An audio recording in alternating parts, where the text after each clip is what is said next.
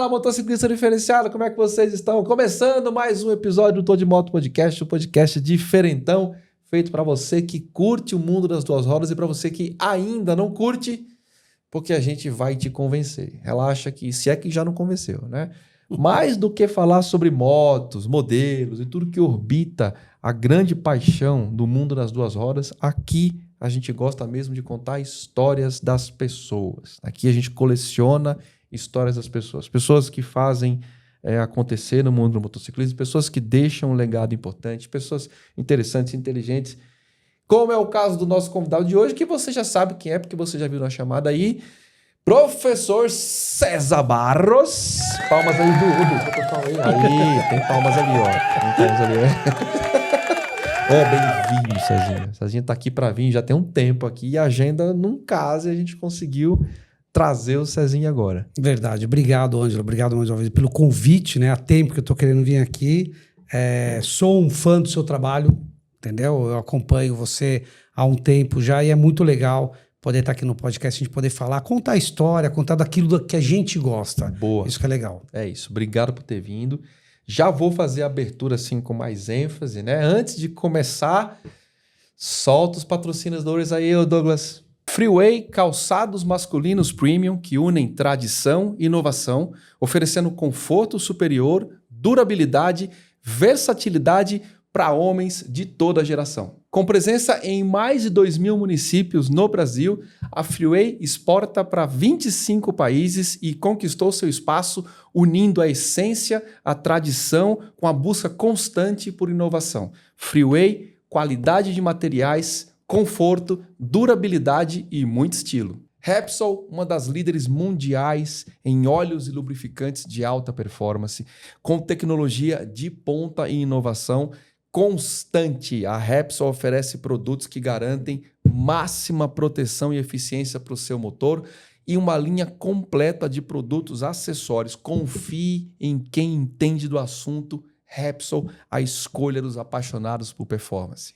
Muito bem, voltando, já aproveita aí, já se inscreva, já ative as notificações. Toda vez que soltar um episódio novo, você vai ser avisado aí pelo YouTube para você não perder absolutamente nada, tá bom? De cara, já vamos deixar as redes sociais do Cezinha, já está na descrição do vídeo e também está aqui embaixo. Qual que é, Cezinha? César Barros Piloto no Instagram. Boa, pronto. YouTube? YouTube a gente tem um canal que é o Live Barros Brothers, que é que a gente faz junto com o Alex, que a gente tem aquele canal que a gente está tentando crescer aí. Pronto, então já está aqui embaixo, já aproveita, já segue o César, já vê lá as lives. As lives são divertidas demais. Verdade. Enfim, é isso, tá bom? Então bora falar, porque assim, qual que é a história aqui? A honra é toda minha, né? Porque, de novo, qual que é o objetivo do Tô de Moto? Tô de Moto Podcast, ele foi concebido não para pensar em moto diretamente. Aliás, a gente nem gosta muito de falar, vamos comparar tal moto com tal moto, porque isso é muito chato, né, cara? Agora tem paciência para ver o cara comparando uma com a outra, ele fala, em 5 minutos ele fala, tá bom, vou comprar essa aí, eu não vou comprar, já tinha decidido. Não é essa a história.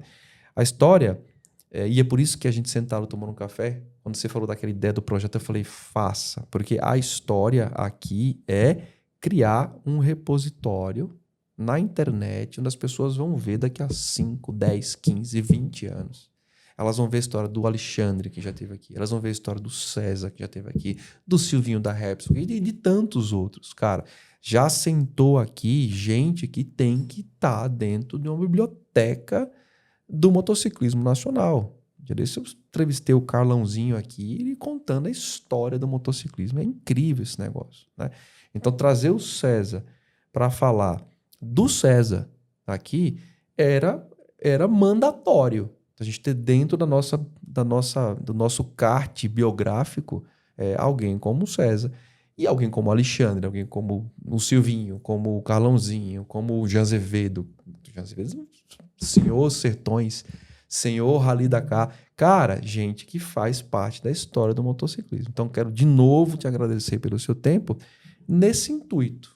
Falar, cara, a história do César vai estar aqui gravada dentro do Tô de Moto Podcast, e daqui a 10 anos você está assistindo, você fala assim, nossa, olha como eu tava ali falando isso, eu tinha cabelo, não tinha cabelo. É verdade. E assim vai. Então, É nessa pegada que a gente olha aqui o Tô de Moto Podcast como esse grande repositório de conteúdos relevantes na internet para contar a história das pessoas, curiosidades. E aqui eu sempre falo, a gente nunca sai seco, né? A gente sai aprendendo alguma coisa, né?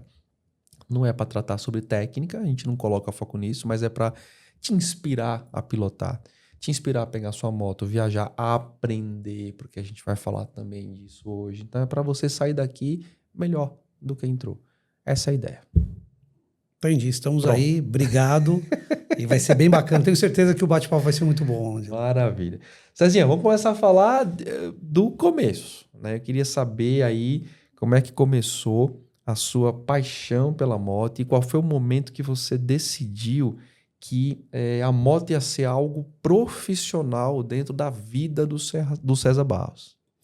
Então vamos lá, minha vida, na verdade, Ângelo, eu venho de uma família do meu avô ciclista, meu pai ciclista, com certeza o Alex já deve ter contado aqui um pouco no início a gente cresceu, meu pai era um apaixonado por moto, mas sempre foi ciclista profissional, na época da Caloi, Monarch, aquela época de glória dessas grandes fábricas que tinham no Brasil, ele correu pela Monarch, participou de 9 de julho, tudo, e meu pai era um apaixonado por moto, e meu avô veio de Portugal na época da guerra, para Portugal, depois trouxe os filhos, que eram o meu tio e o meu pai, o Aurélio, que também conhecido no mundo da moto, e meu pai, que é o Antônio, que é o Coelho, todo mundo conhece como Coelho, meu avô também era Coelho por causa do sobrenome, né? A gente tem o Coelho no sobrenome.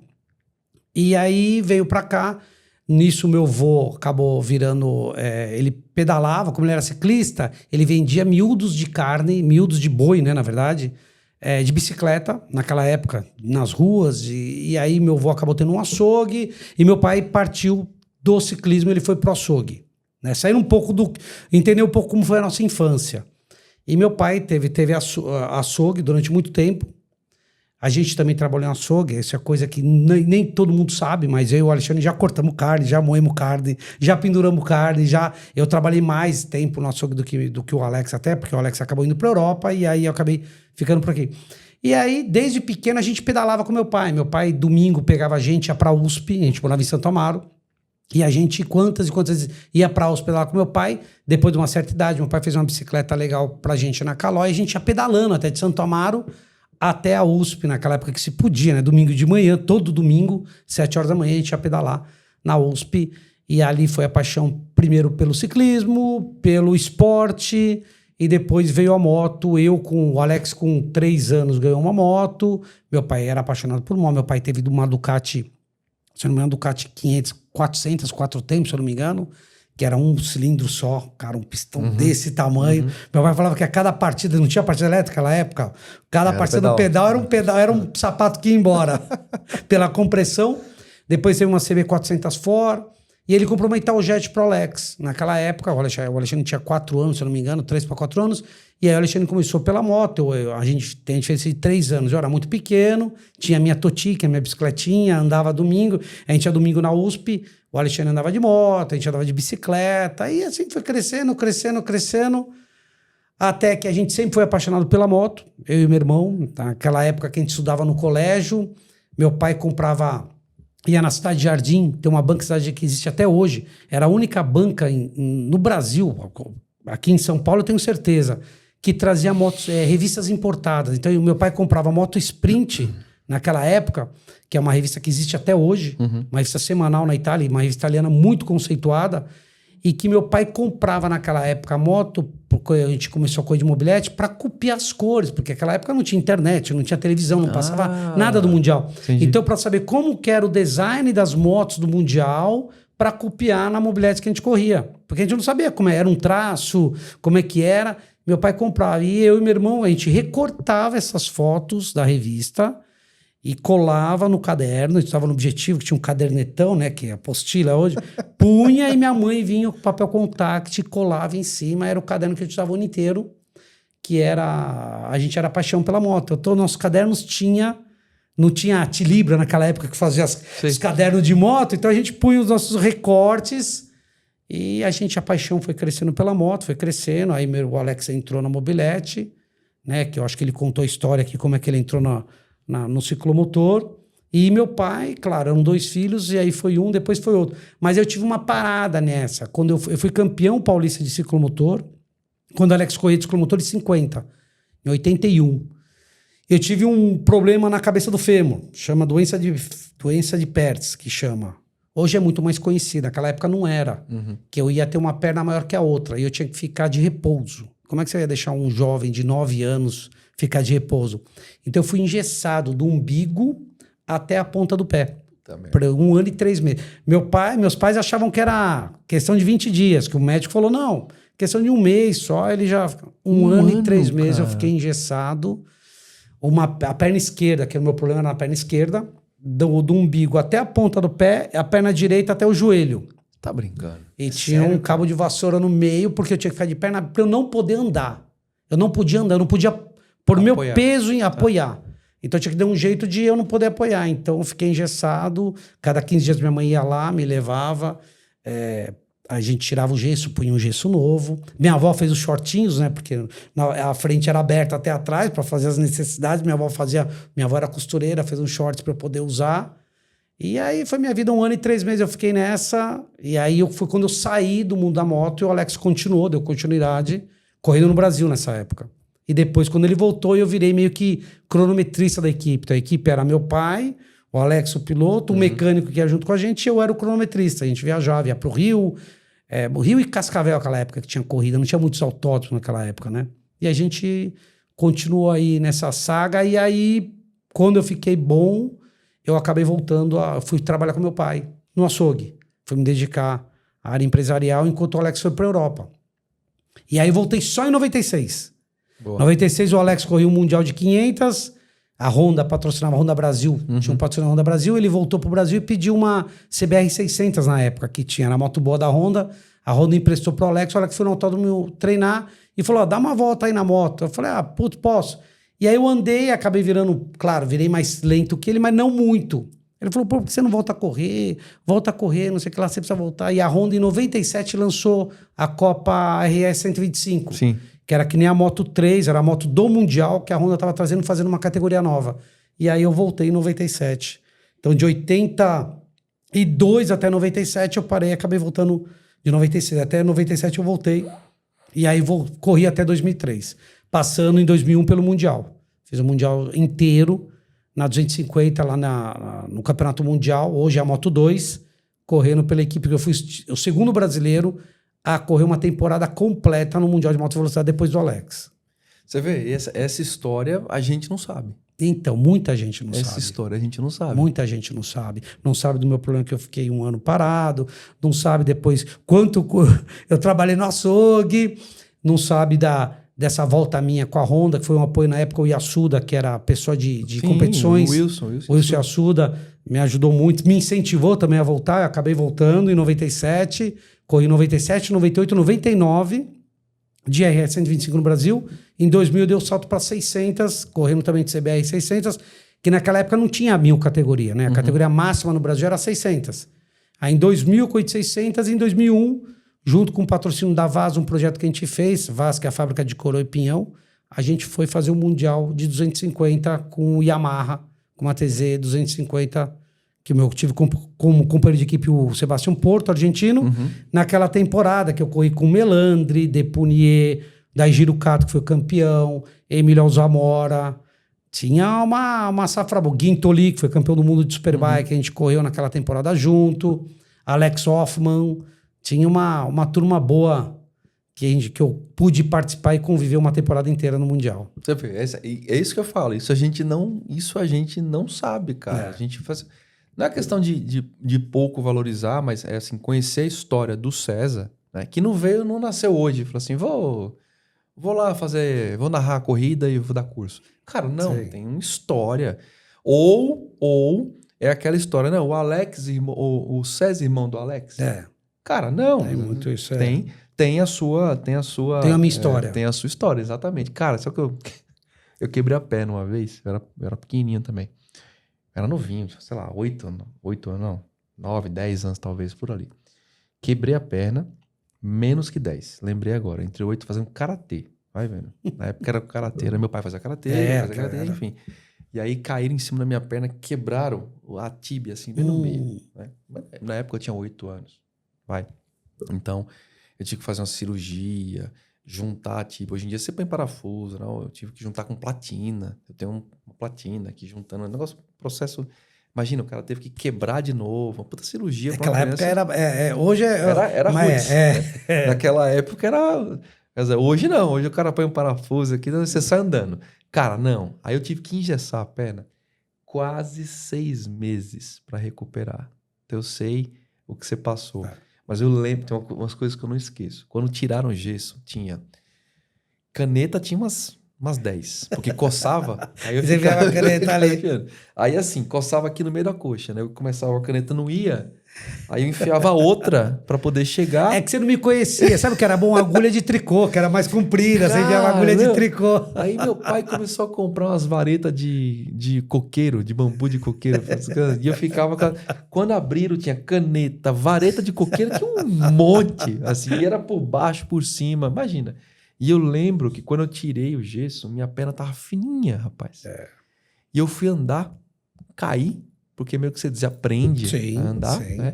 E não tinha fisioterapia, não. Eu lembro do médico falar assim, não, deixa ele engatinhar, ó. Você engatinha, começa a engatinhar, depois você levanta, força mesmo e vai.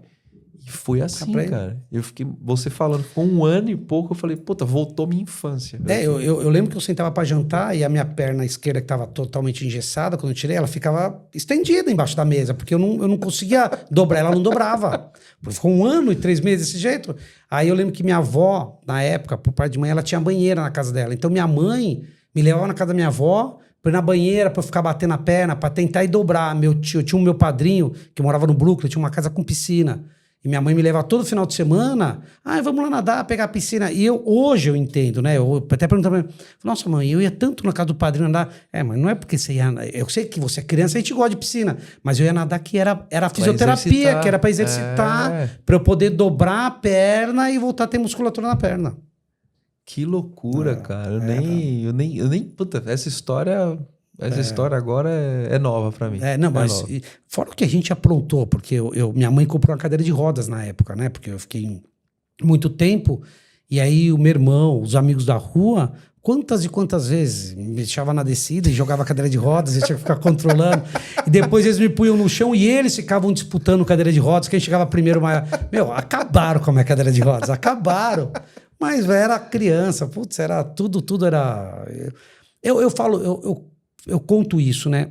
Eu não senti... Hoje, mais adulto, eu percebo que eu devo ter sofrido. Mas como criança, você não sofre.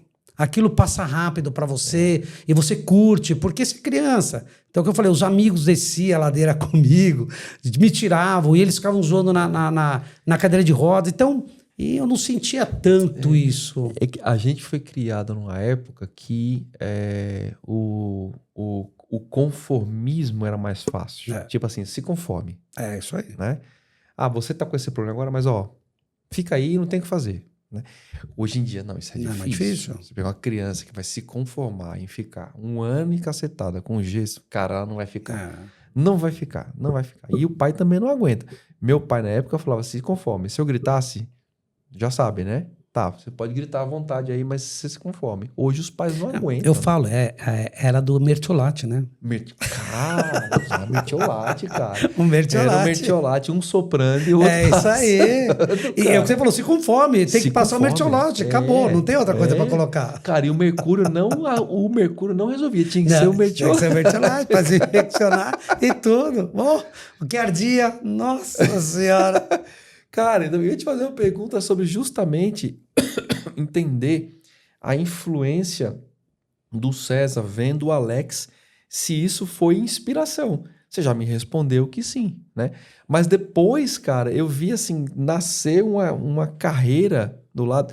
Qual foi o momento que você parou? Por que você não falou assim, cara, eu vou forte agora nesse negócio? Então, eu parei na temporada 2003, foi quando minha última temporada no Brasil, que aí eu tentei arrumar patrocínio, meu patrocinador, que era o principal, a Vaz, decidiu um outro projeto, e aí eu não conseguia mais patrocínio para continuar. E aí eu decidi parar, só que ao mesmo tempo, naquela época, algumas vezes eu ia para a Europa para acompanhar o Alex. Uhum. e comecei a conhecer outras marcas. E aí foi quando até eu mudei um pouco do ramo, né? Eu saí de como piloto, a gente foi importador, eu montei uma loja que chamava Alex Baus Shop na época, que depois virou Baus Shop em Moema. Eu lembro. Nós montamos essa loja. E nós fomos importadores oficiais, AGV, Dainese e CID. Chegamos a trazer também a marca Arrow de escapamento, Matrix de amortecedor de gestão. A gente trouxe grandes marcas. A gente, na verdade, eu falo que a gente meio que implementou no Brasil, eu acho, essas marcas. Porque essas marcas teriam entrado antes, mas não tinha uma marca forte no mercado. Não tinha um nome forte. Não tinha um nome grupo forte. Isso. Alguma coisa. Quando a gente trouxe Dainese, AGV e CID, a gente começou a fortalecer essas marcas dentro do país. Na verdade, o intuito era trazer só para a nossa loja. Né? Vamos vender para a nossa loja essas marcas.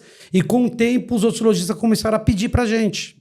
Tanto é que eu nem tinha tabela de atacado. Era só loja mesmo. E aí foi quando nós tivemos que voltar a fazer uma distribuição. Começamos a fazer a distribuição e começar a distribuir para o Brasil inteiro essas marcas que a gente implementou dentro do Brasil. Aí, durante um tempo, eu fiquei trabalhando com essas marcas. Durante um bom tempo. Depois, eu acabei voltando. Eu sempre tive Quando eu comecei essa época, no início dos anos 2000, 2004, eu cheguei para lá numa corrida do Alex, assisti, e aí eu vi o curso de pilotagem que existia lá, em autódromos, que aqui não tinha. Eu falei, putz, eu vou levar isso pro Brasil, né? E quem tinha uma escola de pilotagem muito boa era o primo do Sete Gibernal. A gente tem uma relação muito boa com a família do Gibernal, que era o Daniel, que seguia isso. E aí eu falei para ele, pô, tava numa corrida, eu falei, putz, eu queria ir aprender, posso fazer um curso do teu... Eu quero fazer o curso, vai ter semana que vem, posso ir lá fazer? Ele falou, não, você vai ser instrutor. Eu falei, como instrutor? Aprender a ensinar. Não, você vai aprender a ensinar e eu quero você com a gente. Boa. E aí eu fiz esse curso lá e eu tive um problema no passado, Ângelo, que era muito assim, eu tinha muitas ideias, mas não executava. Então eu tive... E imagina, isso aí eu fiz em 2003, 2004. E eu só vim fazer o meu curso em 2019. Quer dizer, porque... eu não acreditava, eu achava que eu tinha um medo de tentar e não dar certo, aquela coisa de arriscar. Falei, mano, não vai dar certo e tal. E uma vez, até não tá entre a gente, o Linguiça, que foi um dos incentivadores, falou, não, cara, um monte de gente com curso, e você fez lá, você tem uma experiência de vida, de competição, você fez o curso com a família Gibernal, cara, você tem um conceito, traz isso aí. E aí foi quando eu falei, criei coragem, falei, vou fazer. E aí começamos a fazer o nosso César Baus Experience, que era um track day, né? Começamos como um track day, depois já emendamos com o curso de pilotagem. Depois veio a proposta da Ducati para ser o instrutor-chefe do DRE no Brasil. Também para nós foi muito importante. E aí, graças a Deus, hoje eu tô como chefe instrutor, tenho minha escola de pilotagem César Baus e tenho também o César Baus Track Day, clínica de pilotagem, que é o César Baus Experience, né? Que a gente fez, fica tudo embaixo do César Baus Experience. E graças a Deus. E aí, o ano passado, acabou montando a equipe de moto também, com um pouco incentivo do Alex também, junto com o Silvio. Pô, vamos montar uma equipe, vamos fortalecer a marca, e aí a gente tá no Campeonato Brasileiro também com a equipe. Então, eu tô em alguns segmentos aí, eu tô super fazendo o que eu gosto, né? Boa. Ensinando, eu acho que você também faz isso, eu acho que a gente poder ensinar o que a gente viveu, poder passar essa experiência para as pessoas, não é o simples fato de ensinar, é o simples de passar a nossa bagagem para eles. Para que eles encurtem eles vão aprender, todo mundo com uma moto vai aprender, mas você pode correr tanto risco para chegar, tá bem, que a gente pode encurtar muito isso. Não, você vai correr risco. Exatamente. Você não tem o conhecimento, você vai correr risco. Exatamente. No meio do caminho falta uma estrada pavimentada, você tem um monte de buraco. Isso aí. Você vai escolher para cá você vai correr risco. Né? Desse meio do caminho, sem muita informação, nasce serviço de pilotagem, uma série de coisas. Acidentes, quase acidentes traumáticos e tudo mais. Você você vai correr risco. Isso é fato. Quando você ganha conhecimento, você encurta o caminho. É isso aí. Ponto. E eu acredito piamente nisso. E isso é uma coisa muito engraçada. Porque eu vejo hoje muitos cursos de pilotagem, né? E às vezes eu vejo uma atitude desses cursos de competição, de não sei o quê. Cara, o que é essa é a palavra, uma tremenda burrice, porque a gente tem um mercado, apesar de ser um mercado grande de moto, ele é ao mesmo tempo muito pequeno. Né? Então a gente tem uma quantidade limitada de montadoras, né? A gente tem uma quantidade limitada de pilotos com história, pilotos com história. Ou a gente, quando o cara não é piloto, como é o meu caso, eu nunca fui piloto de corrida, não sei o que, mas eu sou um estudioso, fui lá fora, fiz um monte de curso e tudo mais. Você tem uma quantidade de instrutores qualificados pequena, né? E a gente não se junta, cara. A gente fica ali, não, porque o curso de fulano é melhor do que o cicrano, não sei o que lá. Cara, não, todos têm seus pontos altos, né? Todos têm as suas deficiências, mas no fundo, o que é mais legal é que esse povo, que é uma massa pequena, está lutando para trazer conhecimento e, na ponta, salvar a vida das pessoas. Exatamente, é isso aí. Né? Então, é esse o grande enfoque, salvar a vida das pessoas. Por exemplo, eu tenho meu curso, mas eu não enxergo o César como um concorrente, porque, aliás, o César tem uma expertise muito grande em algo que não é minha praia. Né? Não é minha praia o track day, a pista, a velocidade. Não é minha praia, é uma coisa que eu não convivo bem. Velocidade, para mim, eu não convivo bem. É um negócio que você vai acelerar para fazer ultrapassagem? Pô, lógico que eu vou, né? Claro. Mas você vai se manter naquela velocidade por um tempo? Cara, não vou. É uma coisa minha, né? Sim. Não convivo bem, por exemplo, com off-road, não é minha praia. Acho incrível. Acho do cacete. Eu tive uma experiência um dia desse de off-road que eu falei, vou montar uma motinha de off-road para eu ficar arrepiando por aí. Mas não é minha praia, eu não tenho capacidade de... Cara, não fui para aquilo que eu fui formado, né? Então, isso é um ponto importante.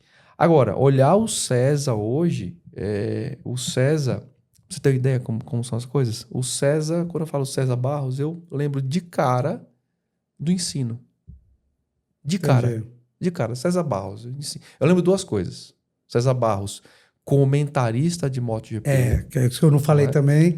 Pois eu sou comentarista. Você eu tá tô no Band aí. Esportes, tô no Então. Band Esportes desde 2006, 2005. Então. Eu tô como comentarista do Mundial de Superbike lá com eles. E o programa que a gente faz também com o Celso Miranda, Supermotor, toda quarta-feira. Cara, que eu tô lá também, que é uma coisa que também eu gosto, Ângelo, até para trazer o nosso mundo para televisão, né? Porque hoje nós somos carentes, quase não tem programa esportivo de esporte a motor na TV. Principalmente que fale de moto, tem muito poucos. E a gente tenta trazer a educação no trânsito, tudo para a televisão, para poder... Por mais que hoje o streaming está super forte, mas a televisão ainda tem muita gente que concentra e gosta de assistir a televisão, né? Então tem aqui, principalmente, tem muita... Eu sabe o que eu falo? Em São Paulo eu não sinto tanto, mas você vai para o Sul e para o Nordeste, muita gente assiste o nosso programa, que me reconhece no programa, ô César, do programa, tal, que legal, acompanho você no programa, eu gosto do que você fala, e a gente tenta trazer exatamente a moto, que é o que a gente é apaixonado para a televisão. Boa. Então eu lembro do César. Comentarista. Instrutor, E lembro do César, instrutor de pilotagem. Um negócio que, me vem no negócio. E é importante a gente conhecer essa história do César enquanto competidor. Não foi um cara que nasceu ontem e começou ontem essa parada. Já tem um tempo que está no mercado, né? Agora, cara, quanta história legal você viveu e viu, seja do ponto de vista das andanças com o Alex, né? Seja do ponto de vista de ver o seu pai incentivando. Porque na ponta, seu pai incentivou o Alex e depois ele falou, não, vamos também. Sim. Ele acompanhou essa história toda. Sim. Seja quando você fala como instrutor de pilotagem. Então, vamos tentar separar um pouquinho desses mundos, né? Vamos falar da atividade de instrução. Vamos começar por aí. Para começar pelas coisas. Depois a gente conta os causos e tudo mais. Tá. Né? Então, hoje o César tem a César Barros Racing. César Barros Experience. Experience. Ah, tá. Então não é só... A César Barros Racing é a equipe. A gente tô tentou confundindo. bolar alguns módulos, né? Então, a Tá. César Barros Experience, que temos o curso de pilotagem e o track day. E a Racing é a competição, é a equipe. Então, hoje a gente tem a César Barros Experience, como você me falou, Ângelo, que eu tenho o track day, a clínica de pilotagem e o curso de pilotagem. Boa. Sobre ela, sobre a janela dela, entendeu? Então, ali a gente tenta fazer o curso de pilotagem nos eventos, que a gente faz praticamente um evento por mês nas pistas. Esse ano a gente focou muito no Pan-Americano, circuito Pan-Americano, que é a pista de teste da Pirelli, Boa. e no Velocitar, que é lá em Mogi Guaçu, uma pista fantástica, uma estrutura muito boa. A gente faz nesses dois circuitos dessa temporada. E aí é aberto para qualquer um. Ali é aberto para qualquer pessoa pode escrever pelo site cesarbarros.com.br. Já está aqui embaixo. Tem um calendário, tem todas as datas que a gente vai fazer essa temporada, e ali tem todos os módulos que a gente faz. Então, a gente tem evento que a gente faz um curso de pilotagem com exercícios na pista, e tem algumas datas que a gente não faz, a gente faz personal com os instrutores. Então, os próprios instrutores ficam um dia inteiro com o piloto explicando sempre um método da escola César Barros Experience. Boa. A gente usa o nosso método para ensinar todos os alunos que queiram participar. E quem quer andar de moto, porque o intuito do Track Day, que a gente fala clínica de pilotagem, muita gente pergunta, mas qual a diferença entre a clínica de pilotagem e o Track Day? Na clínica de pilotagem, a gente coloca pelo menos 2 instrutores em cada bateria acompanhando o que estão fazendo. No Track Day, não necessariamente tem um instrutor na bateria, acompanhando os pilotos que estão andando. E a gente fez esse intuito de quê? De tirar aquela pessoa que quer andar rápido na estrada e correr o risco desnecessário de vir para a pista e acelerar num lugar seguro. Temos a ambulância, temos o resgate, temos os instrutores que podem te ajudar, auxiliar num traçado de pista, numa frenagem, explicar um básico para você poder, quem gosta de acelerar, poder acelerar num lugar que é seguro, que é a pista num autódromo, que você tem toda a segurança, você tem área de escape, tem toda a segurança. Pô, que para mim não faz nenhum sentido, né? Porque quando você olha, o cara tem a oportunidade dele fazer um track day, os preços não são proibitivos, porque quando a gente olha a categoria de motos, né? Quem tem uma moto, teoricamente, quem tem uma moto daquela cilindrada, daquela categoria, com aquela capacidade de aceleração e tudo mais, não vai ficar choramingando um dia específico onde ele vai poder acelerar à vontade, vai ter toda a estrutura de segurança num ambiente propício e com gente olhando que pode ajudá-lo. Exatamente. Não faz sentido para mim o cara pegar, não quero entrar nessa discussão, mas o cara pegar a moto e ir para a rua ou ir para a estrada e se colocar em risco, colocar alguém em risco, colocar terceiros em risco. Como a gente vê, vira e mexe que acontece. Isso para mim não faz sentido. Enfim, você pode falar, não, mas é da emoção, da isso, daquilo, mas, cara, não faz sentido. Por isso que eu não convivo bem com velocidade. Mas é o que eu falo, o intuito é exatamente de tirar essas pessoas que gostam de acelerar na estrada, que a gente sabe o risco que existe. Infelizmente, a gente sabe no interior de São Paulo aqui quase morre 1 por semana por causa exatamente disso aí, e para a pista acelerar. Entendeu? Porque a chance de você ter um acidente gravíssimo lá é muito difícil. Não posso falar que é impossível. Isso a gente não pode usar essa palavra. Mas cai muito a possibilidade de você ter um acidente grave na pista. Né? Onde está tudo preparado, você está bem equipado, que a gente também olha todo equipamento, tem que estar bem equipado para acelerar. A moto tem que estar em condições boas e você está num lugar propício para acelerar. Para você poder curtir. Escape, uma série de Exatamente. coisas. Mas você não sente que você está enxugando gelo às vezes, de vez em quando? Porque eu sinto, tá? Eu sinto que eu tô enxugando gelo. Eu tava falando com você. Cara, você monta uma turma, sei lá o quê. O cara quer comprar a capa do parafuso com a caveira, assim, sei lá o quê.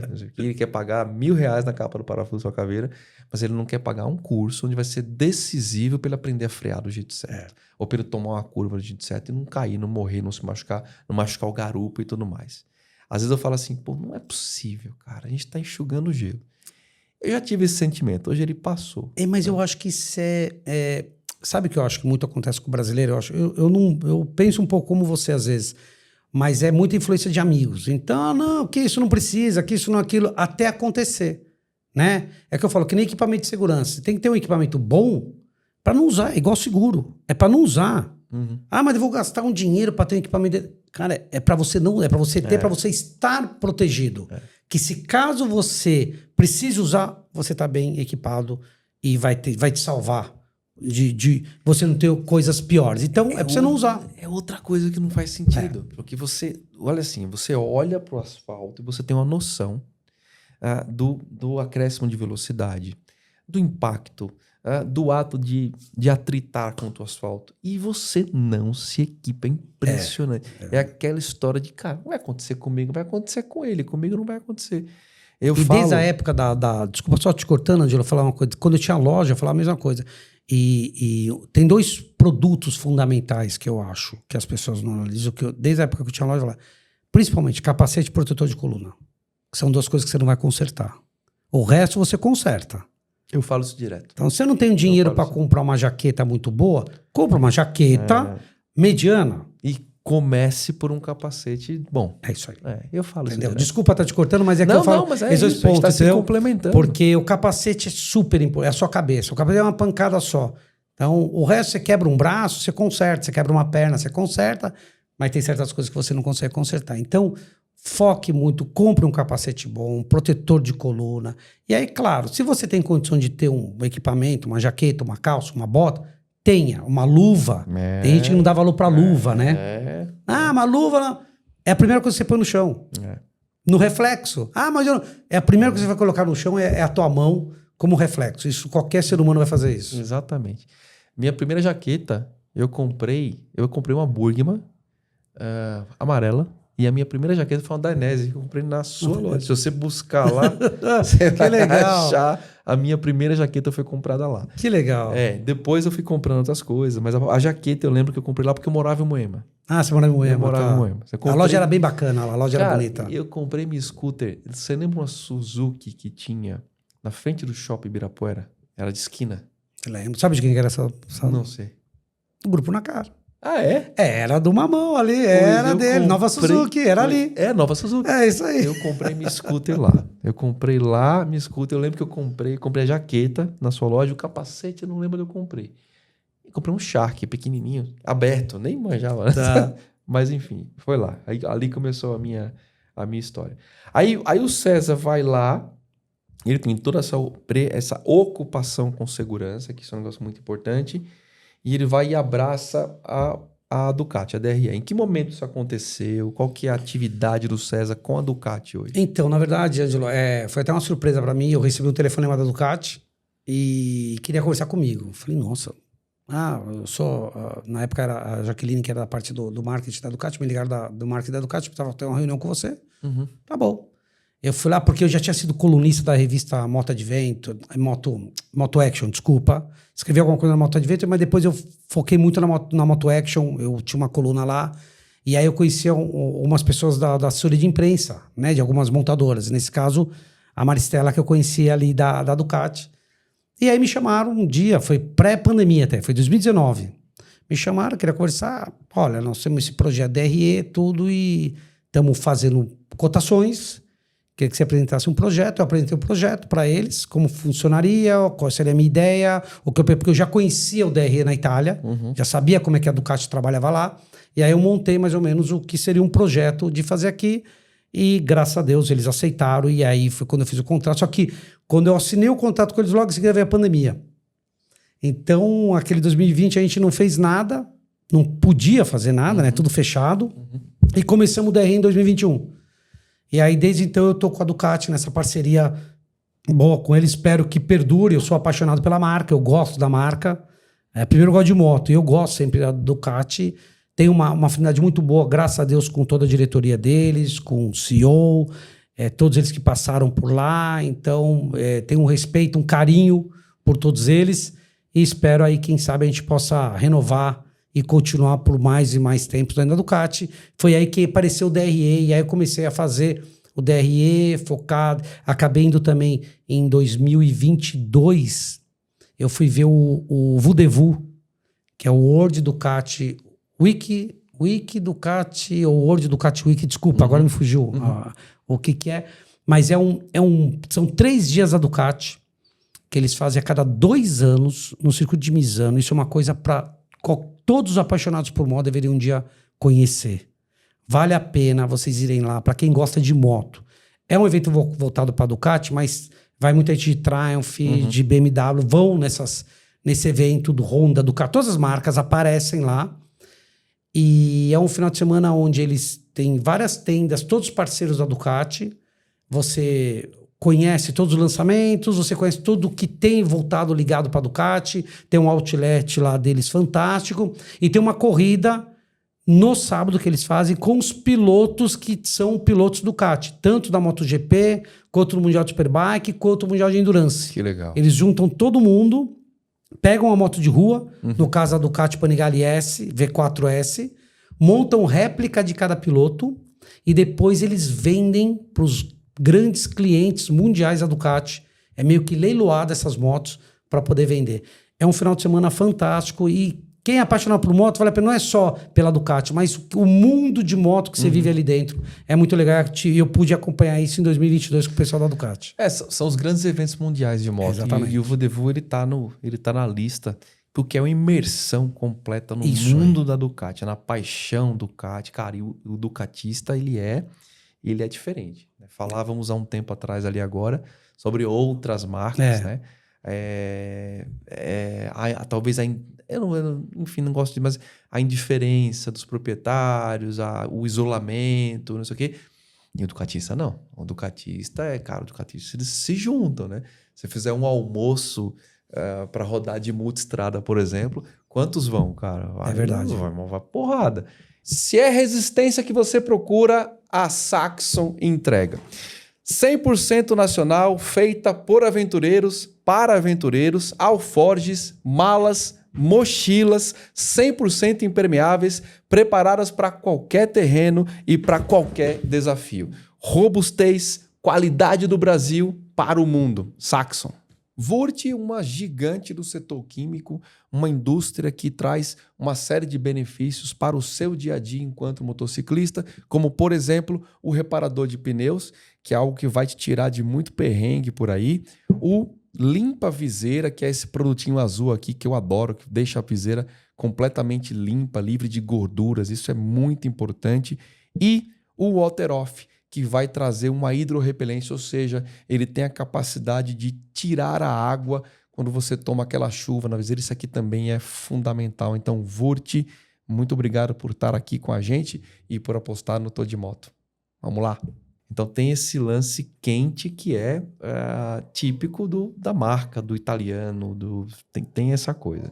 DRE não é demonstrativo de resultados, tá bom? Isso aqui É verdade. É Ducati Riding Experience, né? Isso. E o DRE, como é que ele acontece? Como é que funciona? O DRE é o seguinte, ele tem na Itália, que é a sede dele, então o DRE é todo focado na Itália, é montado toda a parte do curso, é feito na Itália, na própria Ducati, eles mandam todos esses exercícios que nós devemos fazer aqui, então é tudo baseado em cima do DRE italiano, então a gente tenta fazer o mais próximo do que eles fazem na mesma da Itália. Só que o DRE, a grande vantagem do DRE, o que é? Você vai fazer o curso da Ducati, o DRE, qualquer pessoa pode fazer, independente da moto que tenha. Ele paga o curso e ele usa a Panigale ou a Street Fighter, a Panigale V4S ou a Street Fighter V4S da frota da Ducati. Então você não leva a sua moto, você usa a própria moto da Ducati para fazer o curso. E aí tem todos os instrutores homologados pela escola, que são homologados, tem que fazer um teste junto à Ducati Brasil.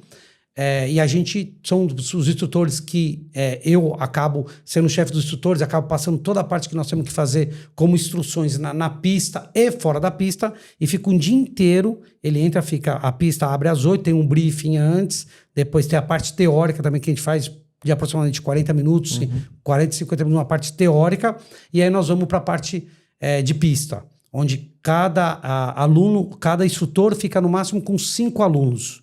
Então ele fica com 5 alunos ali acompanhando o dia inteiro, entra na pista, anda com todos os alunos, volta pro box, faz a parte teórica, depois volta para a pista, faz toda essa parte de exercícios ali no box, analisa ensina tudo, analisa, tudo com câmera, analisa com uma câmera on-board, analisa todo o posicionamento, frenagem, aceleração, tudo que acontece. E é o que eu falei, o legal é que você acaba usando, você não usa a tua moto, você usa a moto da Ducati e é uma Panigale, que você acaba andando uma Street Fighter. Depende tem muito piloto naked, que às vezes quer fazer o curso com naked, que ele tem uma naked e ele quer andar, e aí ele acaba fazendo o curso. E normalmente a gente tem de 1 a 2 cursos por ano. Essa temporada a gente não tem um calendário ainda, mas muito provável que seja final de novembro, meados de dezembro. A gente está só finalizando data de circuito, porque nós não temos data de circuito, tá complicado, principalmente aqui em São Paulo, mas assim que tiver a data, essa data vai ser oficializada no site, no próprio site, nas redes sociais da Ducati Brasil. Que é uma puta experiência. Né? Você vai baita experiência. Você vai pilotar só uma Panigale ou um Street Fighter, só, né? 2 canhões, vai ter uma imersão no mundo Ducati, né? Um curso oficial e, cara, com toda a estrutura. Com o César, com almoço, com o circuito, com a moto, cara, com o instrutor de apoio ali. É isso aí. uma puta experiência É legal. uma né? baita experiência. É assim, a gente tenta divulgar quando a gente vai vender, né, e mostrar, mas a gente tem um pouco de dificuldade, a gente não consegue mostrar realmente o que é. Isso a gente tá, cada ano a gente vem melhorando, mas todo mundo que vai fala quando é o próximo, que eu quero estar de novo. Então vou fazer Quando o é seguinte, próximo? ó. Esse ano, se tiver, eu vou cobrir. Fechado. Pra gente contar em que consiste um DRE. Fechado. Eu vou Ângelo. cobrir, eu estarei lá. Ó, sério, anota aí, tá? Eu vou cobrir para mostrar um DRE acontecendo. Com todas as etapas, com todos os Isso. benefícios, com a pista, com tudo. Fechou? Fechado. Fechado. Então, vou só esperar a data e eu vou cobrir o DRE. Vai ser um tour de moto por aí. Eu vou até o DRE e vou cobrir a atividade inteira. Isso Pra é o deixar DRE isso- Race Track. Depois nós também temos, a cada 2 anos, a gente faz o DRE Road, Boa, que aí é toda a linha da Ducati sem ser a Panigale Street Fighter. boa. Então é boa. o mesmo conceito, só que aí tem ilhas de exercícios. Aí são feitos exercícios, Entendi. cada exercício tem exercício de frenagem, exercício de curva, Boa, boa. exercício 8, exercício, todos os exercícios que nós temos, tá? Que você sabe a prática, o que tem que fazer para cada um conhecer a moto, com toda a gama da Ducati, sem ser a Panigale e a Street Fighter. E depois anda um pouco na pista também, que a cada 2 anos o road acontece no Brasil. Boa, maravilha. Então, independente do que for, eu vou contar essa história aí para todo mundo ficar sabendo. Fechado. Fechou? Fechado. Pronto, então tá bom. Cezinha, vamos lá. Vamos falar um pouco sobre... Eu queria falar um pouco sobre... Antes de entrar nos causos e tudo mais, né, eu queria contar como é que tá hoje o mercado da alta cilindrada. Eu queria começar por aí. Vamos falar de alta cilindrada como um todo, né? Como é que o César olha para esse mercado de alta cilindrada? E a gente está falando aí de uma gama, um espectro de alta cilindrada grande. Eu estou falando de esportivas, Big Trail e Naked. Então, por que eu estou te perguntando isso? Porque eu lembro que há 10 anos atrás, né, a onda era falar em alta cilindrada, a gente falava de esportiva.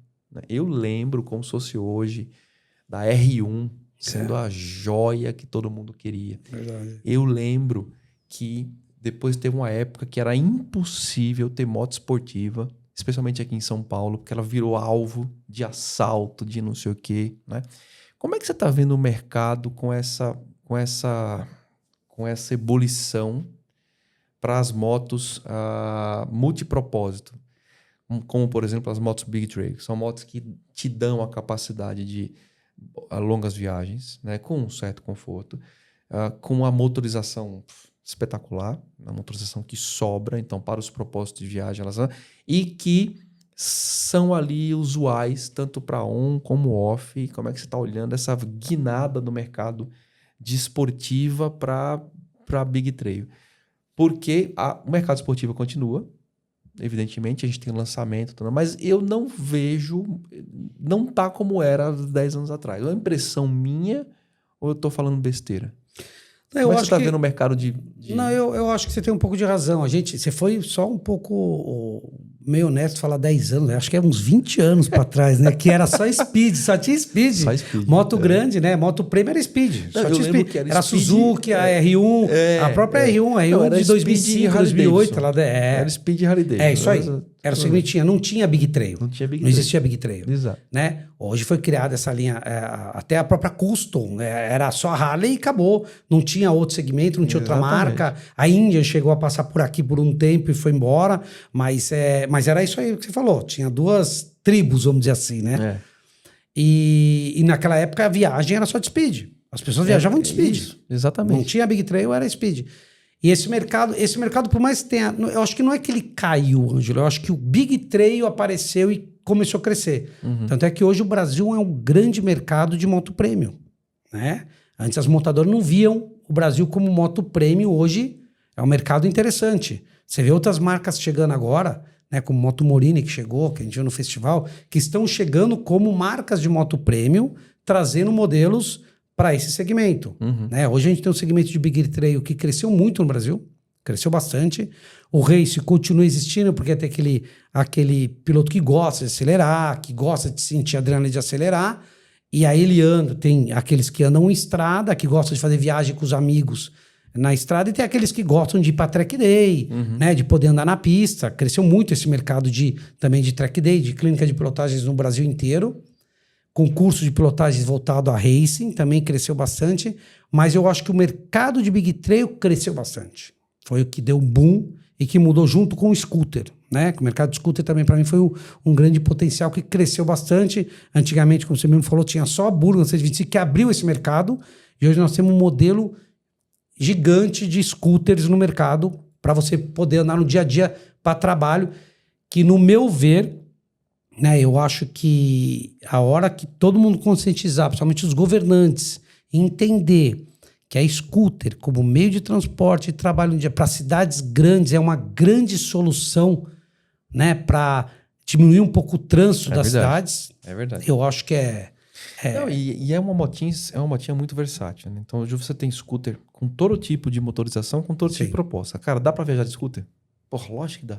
Sim. Tem scooters 250 que entregam uma boa performance e você viaja com elas. E você tem scooters 400, 750. Exatamente. E assim vai. Verdadeiros canhões. Elas andam e andam. Você viaja muito forte, bem. Que é o que eu falo. As scooters a partir de 500 cilindradas, elas são motos carenadas. Assim como ela se comporta como moto. E é o que eu estava falando. A mobilidade urbana hoje, em grandes cidades, a hora que os governantes começarem a entender, aqui em São Paulo a gente teve um grande teste que é a faixa azul, que funcionou, né? E eu acho que tende a crescer muito mais em São Paulo, super importante, e crescer para o Brasil inteiro. A mobilidade urbana com o scooter é eu acho que é o grande boom do mundo da moto para as grandes cidades. E a Big Trail é um mercado que cresceu para viagens. Porque a gente sabe, tem muito brasileiro que gosta de viajar. O Brasil tem muito para se conhecer viajando. Então, a gente ainda fala, vamos para o Ushuaia, vamos para... É legal, super legal, mas eu acho que tem muito no Brasil para se conhecer. Né? Para o centro-oeste do Brasil, tem uma linha... Nordeste. Não, eu fiz um tour de moto por aí, e eu fui a Moara. Eu fui até a operação da Moara e do Rodolfo. Nossa, aquilo é maravilhoso. Eu indico para todo mundo. É demais aquilo ali. Caminho da Serra. Caminhos da Serra. Aí eu fui lá e passei um dia com eles. Falei, mas já acabou, não é? Então, toda hora o Rodolfo fala assim, volta e vamos de novo. Enfim. Mas o Rodolfo me trouxe um dado que depois eu fui olhar e eu fiquei espantado. Ele falou assim, cara, você não sabe. Apenas 20% da malha viária do Brasil é pavimentada. Ele me falou isso aí, eu falei, cara, não acredito. Não acredito. E a Big Trail é uma moto fantástica, você poder andar nisso. Não é que é trilha, são estradas de chão, né? Que a gente fala, estradas de terra. Ele falou, cara, eu saí daqui uma vez e fui parar na Bahia, Maceió, sei lá o quê, e eu fui inteiro pela terra. Nossa. Eu fiz, você não foi. Cara, eu não peguei BR, eu fui inteiro até o Nordeste pela terra, parando em cidadezinhas, aldeias, vilarejos, fazendas antigas e não sei o que lá. E aí vem também aquele lance de... parece que agora as montadoras olharam isso, né? Porque você tem a Big Trail chegando com força, mas você tem a Mid Trail explodindo. É 450 para lá, é 500 aqui, é propostas de 400 chegando e tudo mais. Mas aí eu lembro, há 15 anos atrás, que eu olhava para a rua e só via passar speed. É verdade. E será que essa talvez seja... Cezinha, essa provocação talvez seja um dos motivos pelos quais a gente não tem mais tanto brasileiro no cenário internacional das grandes corridas, dos grandes prêmios, das grandes competições? Como é que a gente explica isso? Essa não é deficiência, porque a gente tem bons pilotos, excepcionais pilotos, né? Mas a gente, sendo um país, um dos maiores, isso que eu não consigo entender. Sendo um dos países que tem a maior número, uma frota de moto que é espantosa, né? Que é um expoente das duas rodas no mundo. Hoje o Brasil, ele entrou no roteiro como expoente, né? Por que a gente não exporta mais gente? Talvez seja aquela mesma, porque não tem incentivo, porque não tem patrocínio, não. Ok, mas numa massa tão grande, né? Deveriam nascer assim... pilotos com muita competência e a gente começar a exportar. Por que deu essa retraída? Vamos lá, o que eu acho é o seguinte... Por isso que eu fiz esse link com, sim. com as speeds que caíram. Um pouco da speed eu falo assim, infelizmente que nem São Paulo é um lugar que não dá para ter big trail e speed, infelizmente, pelos roubo que existe, né, em São Paulo. Infelizmente a gente passa numa fase em São Paulo que a gente precisa... É complicado você ter uma moto big trail, uma moto racing, uma moto speed aqui em São Paulo. Continua roubando a speed. Continua roubando. A speed continua roubando. Eu tinha... Você não vê em São Paulo, não é porque as pessoas não querem ter, é porque é do roubo. Entendi. Tá? Então tem o cara de speed que ainda sai final de semana para andar, mas ele sai super cedo no final de semana, no sábado, no domingo, e volta antes do almoço, e ainda mesmo assim corre o risco de ser roubado, então ele evita de ter uma speed. E aí, infelizmente, São Paulo está passando uma fase muito complicada ainda, né? Cada vez está pior isso. A insegurança que a gente tem, quem anda de moto, seja ela naked, seja ela speed, seja ela big trail, a própria Custo. A Custo, uma época, não roubava mais, né? Quando teve aquela história que roubaram de um delegado, e aí acharam a moto, ficaram um bom tempo sem roubar. E agora está voltando de novo a ter esse problema. Eu acho que é uma questão de segurança. Eu acho que a gente precisa resolver isso aí de um modo ou de outro. Então, eu acho que isso aí o Brasil poderia estar muito maior em vendas de moto premium, até porque São Paulo é um termômetro muito grande, vende-se muito aqui e muita gente está evitando comprar motos. Então, o Brasil vende. Em Goiânia, em Goiás, nós temos esse problema. Não temos muito problema de roubo no Sul. Então, você vê que continua ainda vendendo muitas motos speed para lá, como Big Trail também. No caso das competições, como você me falou, por que a gente não tem uma geração? Isso eu acho que é totalmente voltado para os campeonatos que nós temos. Nós temos que ter categorias de bases que possam oferecer isso para os atletas. Então, hoje nós temos uma categoria bacana para o jovem, que é a R15, e depois a R3, que está criando uma geração nova, que vai vir daqui uns anos para cá, que vão estar na categoria principal corrida no Brasil, ou quem sabe fazendo carreiras internacional, como hoje nós temos alguns pilotos, né? Hoje nós temos o Diogo Moreira, que nasceu que é uma grande promessa de estar na MotoGP. Para mim é o principal piloto que eu vejo condições de estar na MotoGP e de conquistar títulos no Mundial de Moto Velocidade, de uma escola que foi feita com o Alex, com um projeto da Estrela Galícia, né? Fizeram um projeto com a Estrela Galícia, depois entrou a Honda nesse projeto e acabou dando essa condição, mas a Estrela Galícia deu essa condição para o Diogo de continuar a carreira lá fora. Boa. Então nós não temos projetos no Brasil a ponto de ajudar os pilotos fazerem a carreira aqui e irem ter uma carreira internacional. Então eu acho que falta um pouco disso, que nós não temos esses projetos, ou até eu tenho um projeto desse, mas o problema é ter os patrocinadores para acreditarem nesse projeto. O problema do Brasil é que os patrocinadores acreditam ele é imediatista, ele quer para hoje, né? Por que hoje nós temos tantos italianos e tantos espanhóis no Mundial de Moto Velocidade? Principalmente espanhóis. Porque a Espanha tem uma categoria de base. A Espanha, normalmente, os patrocinadores fazem contrato com no mínimo 3 anos, porque em 1 ano você não consegue fazer nada. Então você precisa de 3 anos para começar a startar o projeto que está indo. Eles entendem o decurso do tempo, né? A gente vive uma economia também diferente da economia deles. Eu até entendo isso.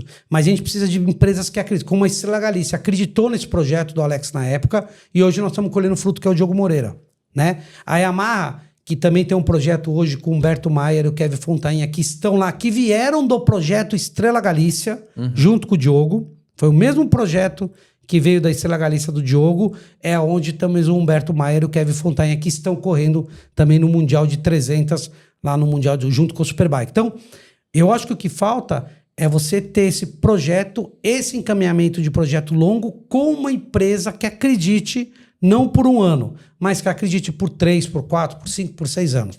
Hoje, grandes pilotos, como a gente vê na MotoGP, como Pol Espargaró, Alex Marques, Marc Marques, vieram de categorias de bases da Espanha, de Copas da Espanha, de projetos de criar piloto desde jovem com uma carreira promissora para chegar no Mundial.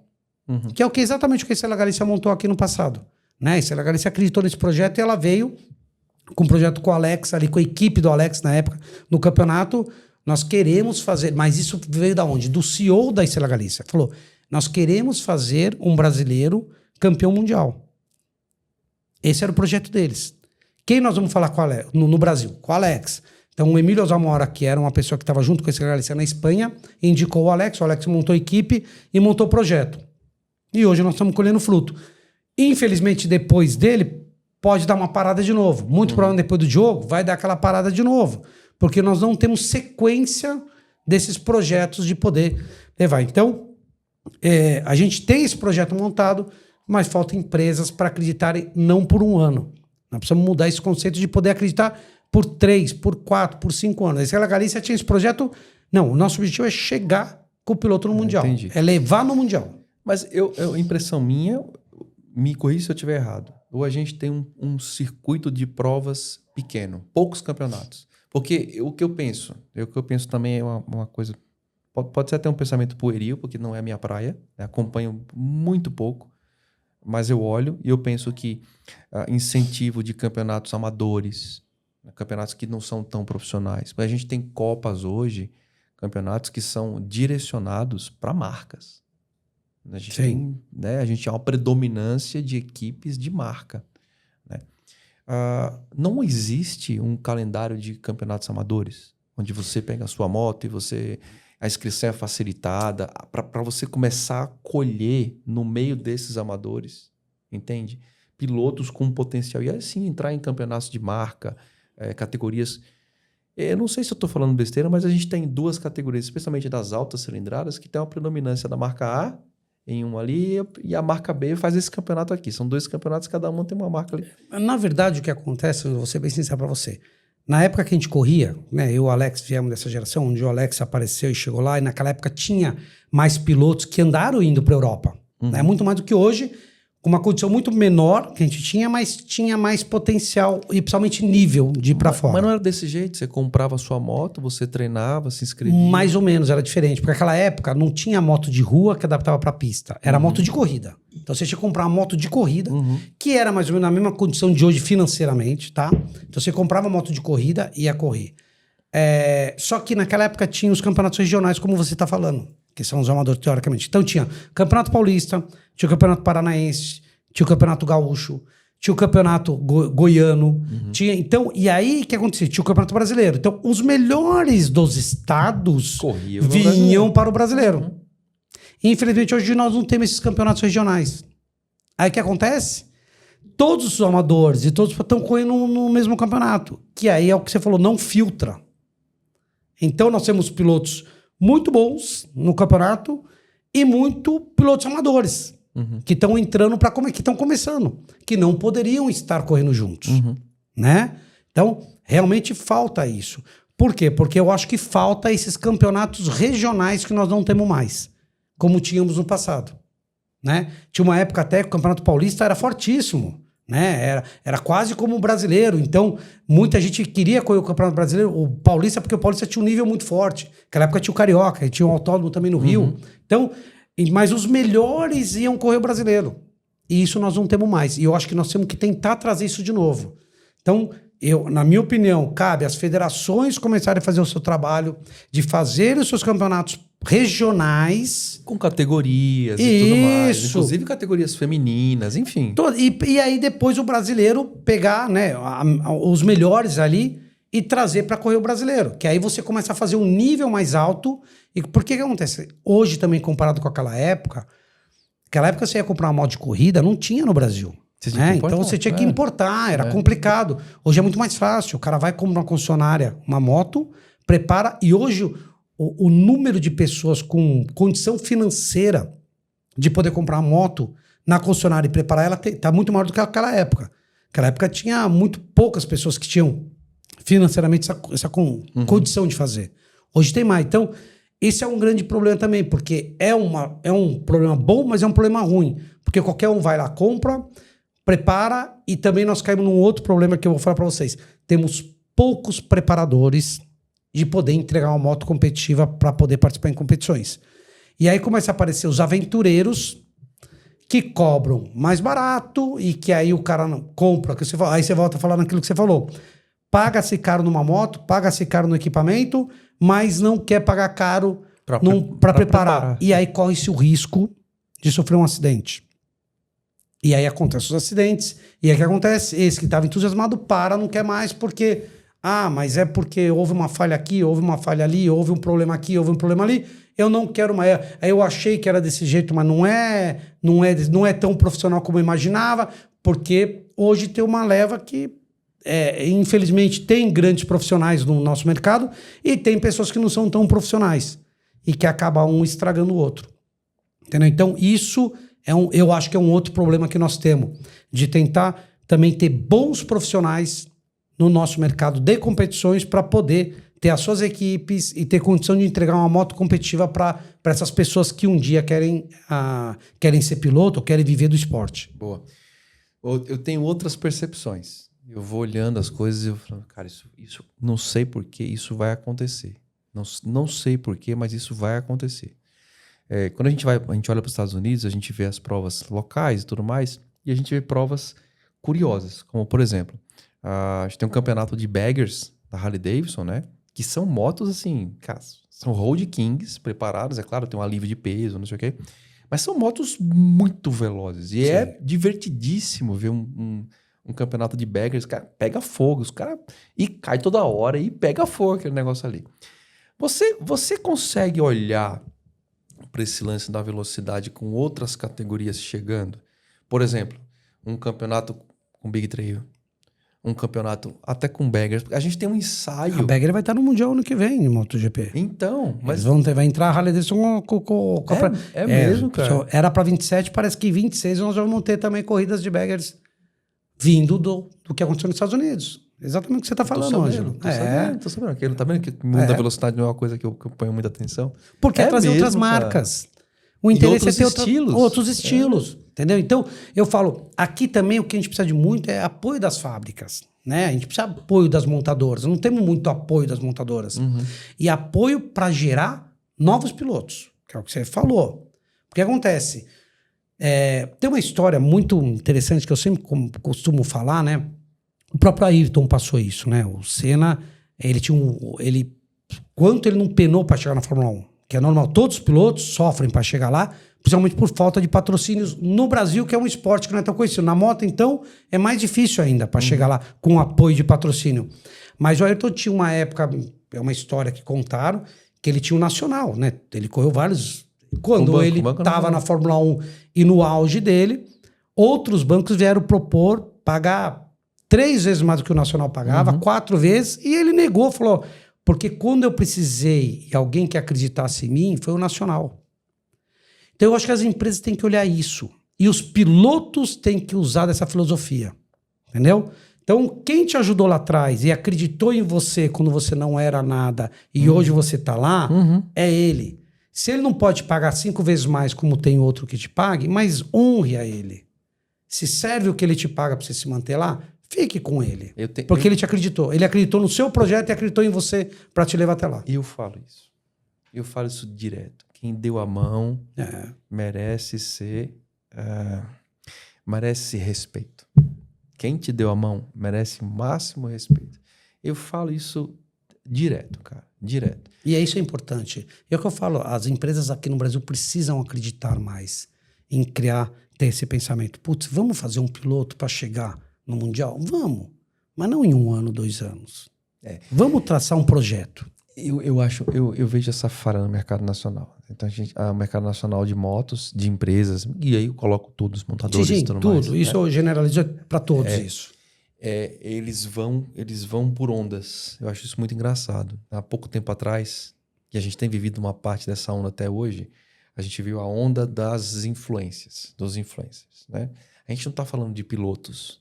Sim. A gente não está falando a gente está falando de pessoas comuns que, na cabeça de alguns, teriam capacidade de influenciar em vendas, ou seja lá o que for. Cara, não são pilotos, não são pessoas que têm um contexto de segurança, apenas apresentam, comunicam de uma forma qualquer, né? E isso é muito ruim, porque na cabeça de uma grande massa, ali a gente falando de departamentos de marketing, montadoras e tudo mais, aquilo fica como regra. Não, vamos colocar dinheiro em quem consegue falar com o público. E não é assim. A gente tem que criar uma história com o negócio, né? A gente tem que criar uma história com os pilotos com instrutores. A gente tem que criar uma história para as pessoas lembrarem daquela história com aquela marca e aí sim ter o poder de convencimento de consumo daquela marca. E isso leva tempo. Isso leva tempo. Se criar uma história, leva tempo, né? Sabe o que eu achei engraçado, que eu tô lembrando aqui? Eu lembro também que, por exemplo, a Gumps. Encontrei com vocês no Gumps, né? Eu até falei com você e falei com o Alex. Eu falei assim, viu? Vamos falar pro Júlio que tá na hora dele abrir a pista para as esportivas. Fazer esse cruzamento de coisas. É isso que eu enxergo, porque no fundo, aquilo é uma competição. Sim. Que vem ganhando uma expressão muito grande, né? O que eu estou dizendo é que começam a pipocar competições inusitadas, coisas diferentes. A gente sai do circuito clássico, fechado para algumas marcas, a gente não consegue avançar muito e ter pilotos, né?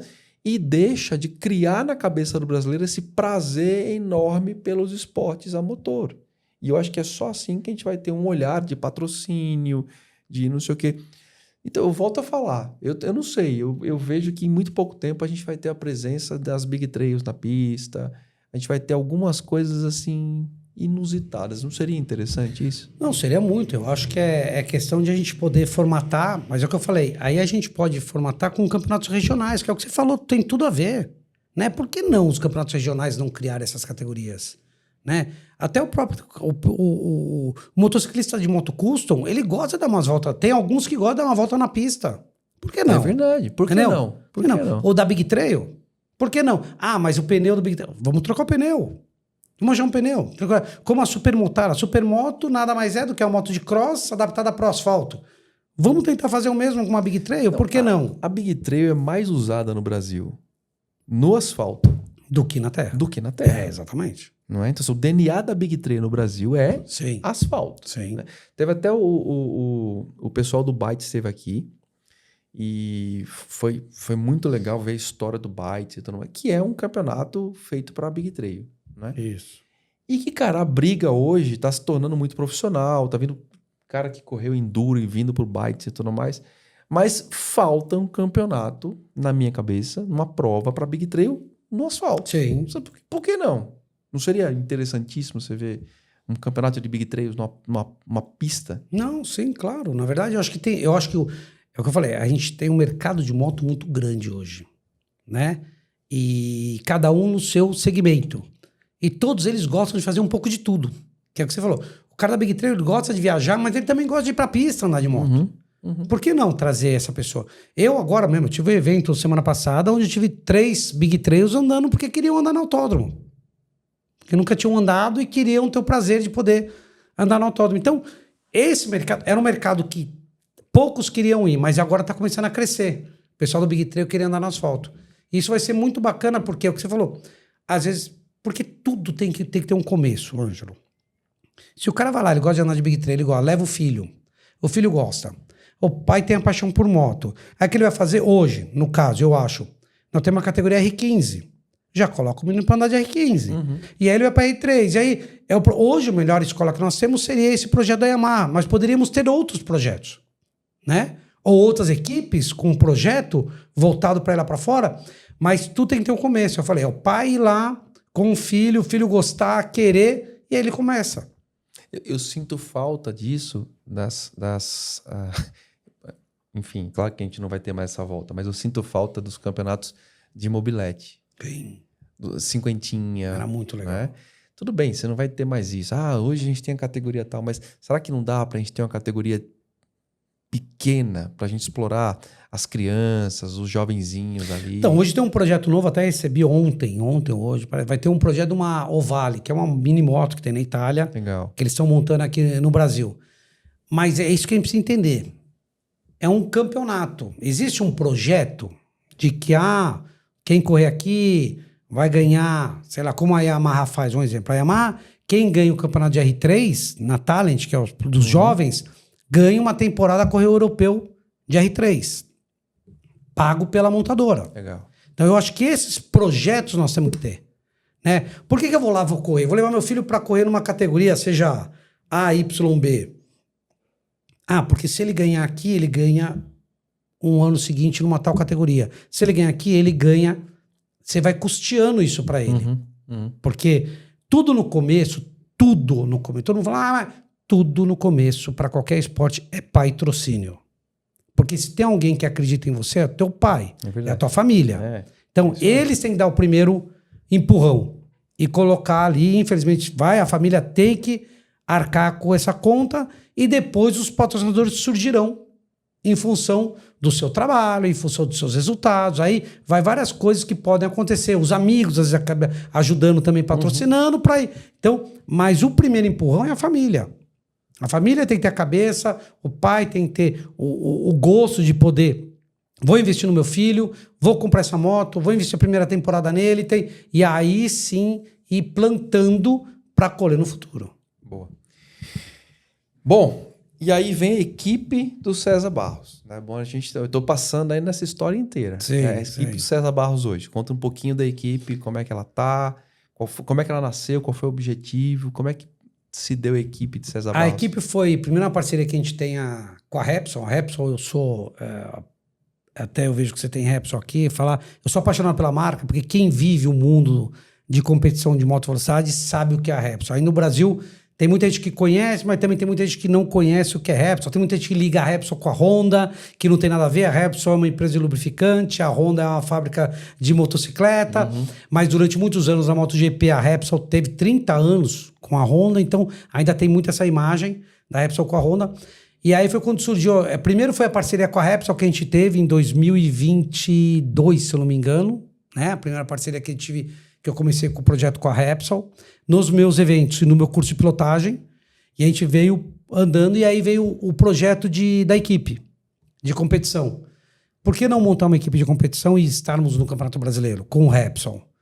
E aí, com a parceria com a Ducati que eu tinha, a gente montou, né, em 2024 a equipe César Barros Racing, com toda a parte técnica, com a PRT, que é o Pitico Race, que faz a parte técnica da moto, mas a equipe dirigida por mim, e eu passando toda a minha experiência para os pilotos, tudo que eu vivi de competições, eu poder passar para os pilotos. A equipe nasceu em 24, em duas categorias, que era a categoria GP600, com o Eduardo Burri, e na categoria GP1000, que aí tinha o Dal, que era o piloto que corria do Nordeste com a gente, de Panigale, e o Mauriti Júnior, que correu também com a gente no início da equipe. A gente, claro, foi um projeto de a gente poder estar no campeonato. A Ducati é uma moto que ninguém tinha até então no campeonato. Entramos com a Ducati, conseguimos alguns bons resultados, conseguimos pódios com o Mauriti, conseguimos pódios e vitória com o Eduardo Burr na categoria 600, que ele corria de R6. E aí veio o projeto 25. Tentar com dois...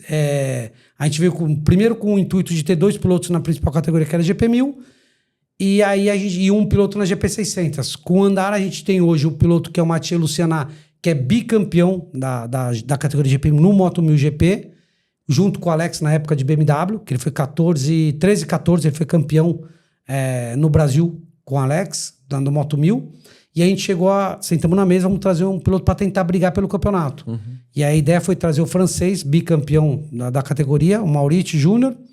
Hoje nós temos também o Wagner Trindade na categoria 600 com Kawasaki. E entramos na Copa Triumph, que foi lançamento essa temporada, uma Copa Triumph com... A Daytona. Que é a Daytona 660, que é um projeto muito legal, foi criado no Campeonato Brasileiro, que estamos ali com o Thiago Rivera também disputando essa temporada. E claro que todas elas a gente tenta trabalhar a ponto de poder brigar pelo campeonato, é esse o intuito da equipe. A Repsol é uma empresa que acreditou nesse projeto, que é o que eu falei, a gente precisa de empresas que acreditem no nosso projeto. Tá no DNA, né? Tá no DNA. A Repsol tinha que estar, João. E hoje nós estamos com o Repsol e a gente usa, por mais que as pessoas não usam, nós usamos todos os produtos Repsol nas nossas motos, em todas as motos, né?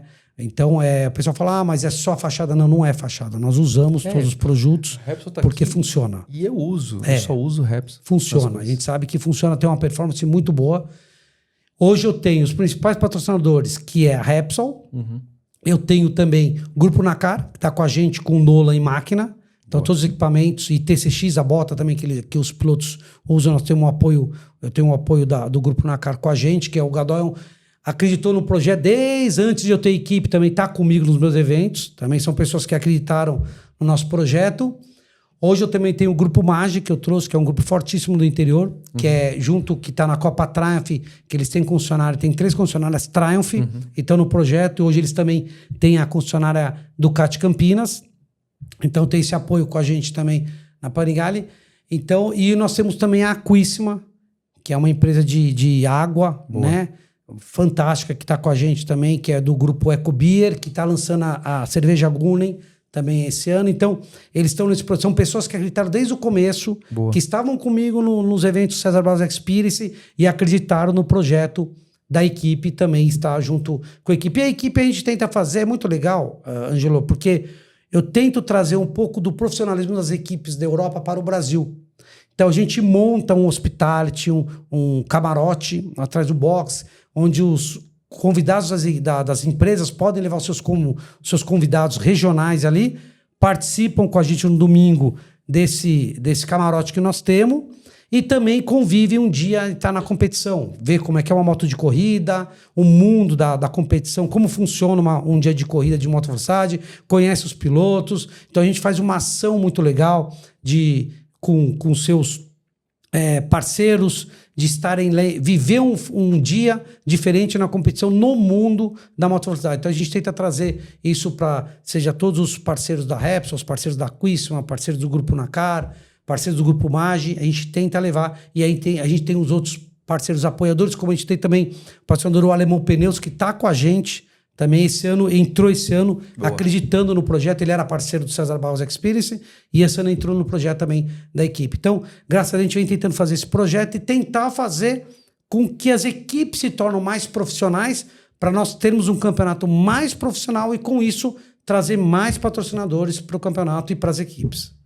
E aí não tem muito segredo, né? Patrocinadores, equipes, patrocinadores, vitória. É isso aí. Não tem muito... Isso aqui a gente está tentando buscar a vitória essa temporada. Aí agora estamos em busca de buscar vitórias e o campeonato. Sensacional. Viu, aproveitando, qual foi a situação mais curiosa ou engraçada que você já viveu? Eu sei que deve ter um monte, né? Mas separa umas 2 ou 3 aí, que você já viveu nos bastidores de corrida. Seja nas suas, seja nas atuais, seja nas do Alex, por exemplo, enfim. Cara, a gente tem... mais curiosas, assim, mais engraçadas, talvez. Olha, tem tanto tempo pra gente poder falar aqui coisas, mas tem algumas coisas que a gente viveu. Eu mesmo vivi correndo de moto, né? Mas engraçado, a gente não tem muitas coisas engraçadas, mas eu pude conviver no Mundial de Moto Velocidade em coisas que a gente não espera que possa acontecer lá. Aconteceu na minha equipe, de não colocar óleo de motor na moto e eu sair para fazer um treino. Você fala assim, não é possível, você está no Mundial de Moto Velocidade, estou no Mundial de Moto Velocidade. E lá também erram e pecam, entendeu? É uma coisa, é triste, mas é hilárico ao mesmo tempo. Você fala, como é que podem não colocar o óleo no motor? 2 tempos na época, durou uma curva. Saiu do box, virou uma curva, a moto travou. 2 tempos. Também uma outra, uma vez o Alex corria no Mundial de 500 e eu corri de 125 Honda. E vieram fazer um teste pré-temporada aqui, o Alex, a equipe do Alex. E aí eu fui lá andar. E a gente andando lá na pista, e aí um mecânico virou para mim da 500, o Alex falou assim, olha, eu descobri que lá na Europa eles estão usando, junto com a gasolina, a gente usava a gasolina de aviação, né, na 2 tempos, que funcionava melhor. Junto com a gasolina de avião, gasolina verde que a gente falava, eles estão colocando 10% de gasolina de posto de gasolina. E tá funcionando lá na Europa. Vamos colocar na sua? Putz, vamos. Coloquei, montei. Cara, primeira volta que eu vi na Curva Sul, quem conhecia o circuito de Jacarepaguá, era uma reta longa. E você entrava na Curva Sul, uma curva rápida. Se eu não me engano, 125, você reduzia 1 ou 2 e entrava muito rápido. A moto eu entrei, ela me travou o motor. Quando eu cheguei no box, o mecânico pedia, pelo amor de Deus, César, me desculpa, eu esqueci que a gasolina no Brasil tem álcool.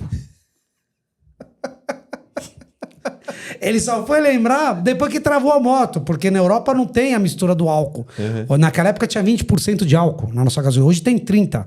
Perante a lei pode ter. Naquela época tinha 20%. Mas a moto deu uma travada que me jogou. Mas eu voei longe. E eu não entendi o porquê que travou a moto. Foi por causa da nossa gasolina brasileira. Aí eu falei, seja bem-vindo, a nossa gasolina tem álcool. Putz, mas esqueci que a gasolina no Brasil tem álcool. Então, algumas coisas que aconteceram que foram engraçadas, né? Sofríveis, a gente sofreu. Porque nossa, fiquei todo... Mas na época eu era jovem, então a gente não... Se fosse hoje, eu tava todo quebrado. Mas são coisas que aconteceram, né? Que você fala, putz, mas acontece? Não, acontece também. Com as grandes equipes, era a equipe do Mundial de 500, hein? Acontece essas situações diferentes que a gente nunca imagina que possa vir a acontecer com a gente, mas acontece. Depois, você me pegou de sopetão agora, depois tem tanta história. Deve ter. Pra gente contar, mas um dia eu mando pra você algumas histórias. Não, a gente, enfim, depois eu quero fazer, eu já falei, né? Que a gente tem um projeto, outro projeto. Já falei, quero fazer César, Alex e o seu Coelho. Nossa, aqui. Tem história. Aí vai ser 4 horas de gravação. Vai ser 4 horas e olha, e muito mais. Eu tenho muita história pra contar. Nós vamos fazer. Tem história pra contar. Calma aí. Viu? Do alto da sua experiência, maiores nomes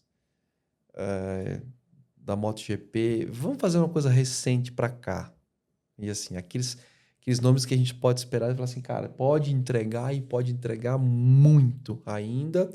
Ou aqueles nomes que, cara, esses aqui foram divisores de água. Eu hoje no atual MotoGP, hoje eu acredito em 3 fora de série. A gente fala pode ser de categorias, tá? Sim, no Supermotor a gente fala que tem os bons e os marvados, né? Que é os marvados. O marvado é aquele que... Esse vai... Hoje na MotoGP nós temos o Quartararo, no meu ver, é o marvado. Marques é o primeiro, Mark Marques. Uhum. Quartararo e Pedro Acosta. Eu acho os 3 realmente pilotos excepcionais, fora da casinha. Na Moto2 nós temos esse Gonzalez, que está parecendo um piloto espanhol fortíssimo. O próprio Diogo, que está chegando também. Eu acho que também são pilotos marvados que estão chegando. Máquina é uma marca criada para motociclistas e por motociclistas. Design minimalista, experimental e às vezes peculiar. A marca é referência na Europa em termos de design, riqueza de materiais e qualidade. Aliás, a gente está aqui com a máquina no nosso cenário. É um equipamento espetacular. E não só jaquetas, como calças, luvas, macacão, bolsas e acessórios. Tudo para deixar o seu momento em cima da moto ainda mais especial e seguro na cidade ou na estrada. Máquina, valeu demais pelo apoio. Obrigadão.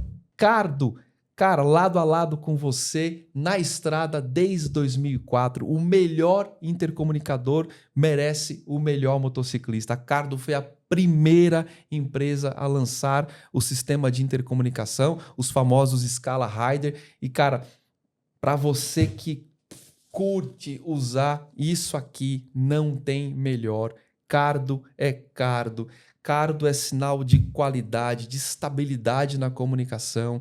E o mais legal da Cardo é que ela tem um range de produtos gigantesco que vai desde produtos intercomunicadores a partir de R$ 990 até produtos mais específicos que chegam a R$ 6.000. Para você que anda em ambiente urbano, para você que anda em grupo, para você que curte ir para a estrada com mais gente, esta aqui é a melhor solução. Sem dúvida, é o que eu uso e referencio. Cardo, valeu, muito obrigado, tamo junto. Na história da moto velocidade, eu acho que tem alguns nomes, né? Dentre eles, a minha opinião. Tem até uma história, eu queria fazer um parênteses nisso, Ângelo, para te contar uma coisa que eu acho injusto. Eu acho que tem muitos pilotos bons que não foram campeões do mundo, no meu ver. Na minha época, somente quando eu acompanhei os anos 90 e 2000, eu acompanhei muito essa época quando o Alex corria. Dentre eles, Loris Capirossi. Incrível. Sete Gibernal. Incrível. Max Biaggi. Incrível. Próprio Alex. Uhum. Acho que Alex são pilotos Sim. que mereciam ser campeões do mundo, tá? E que não foram campeões do mundo, não pelo talento, mas sim porque às vezes não estar na hora certa, com a moto certa, ou na época existe isso, um comercial forte, existe uma parte de comércio por trás que é importante, né? Que eu hoje costumo falar, como até jornalista na Europa fala, se hoje o Alex estivesse correndo, muito provável que ele seria campeão do mundo. Primeiro pelo talento dele, segundo também pelo que o mercado brasileiro interessa para as grandes marcas. Então existe todo um business por trás que interessa na época. Qual país que é mais interessante para nós? Esse. Então vamos investir mais nesse, vamos investir nesse piloto, porque investir nesse piloto ganha campeonato ou vende mais moto. Ou se faz GP, como está acontecendo agora. Você pode se fazer GP. Então, tudo isso, existe um business por trás muito grande em cima de um título mundial. Não só o piloto. Claro que às vezes acontecem uns pilotos diferenciados, como nós temos Valentino Rossi, Marc Marquez, Mick Doohan. Acho que são pilotos que apareceram, que ali é difícil você quebrar esse tabu, mas existe muita parte comercial por trás. Então, mas falando de nomes, eu falaria Valentino Rossi, não posso esquecer desse, sem dúvida nenhuma, próprio Jorge Lorenzo, né? São pilotos. Aí tem aí eu vou para os anos 80, que eu acho que tem Ed Lawson, Wayne Rainey, Kevin Schwantz, próprio Kenny Roberts, pai, né? Frank Untini, tivemos também o Barry Sheene, que para mim foi um grande piloto. Barry Sheene, entendeu? Então, o próprio Mamola, um piloto que não foi campeão do mundo, mas é super conhecido pelo que fez, mas não foi campeão do mundo.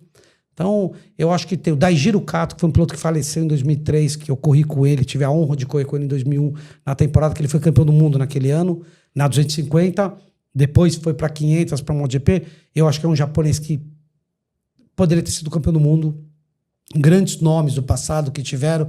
Então, eu acho que todo mundo ainda questiona, você acha que de repente o Marques poderia... O que seria o Marques e o Valentino correndo junto? Cada um teve a sua época. São épocas diferentes. Que nem o Valentino Rossi com Giacomo Agostini, que eu estava esquecendo aqui, imagina. Phil Held.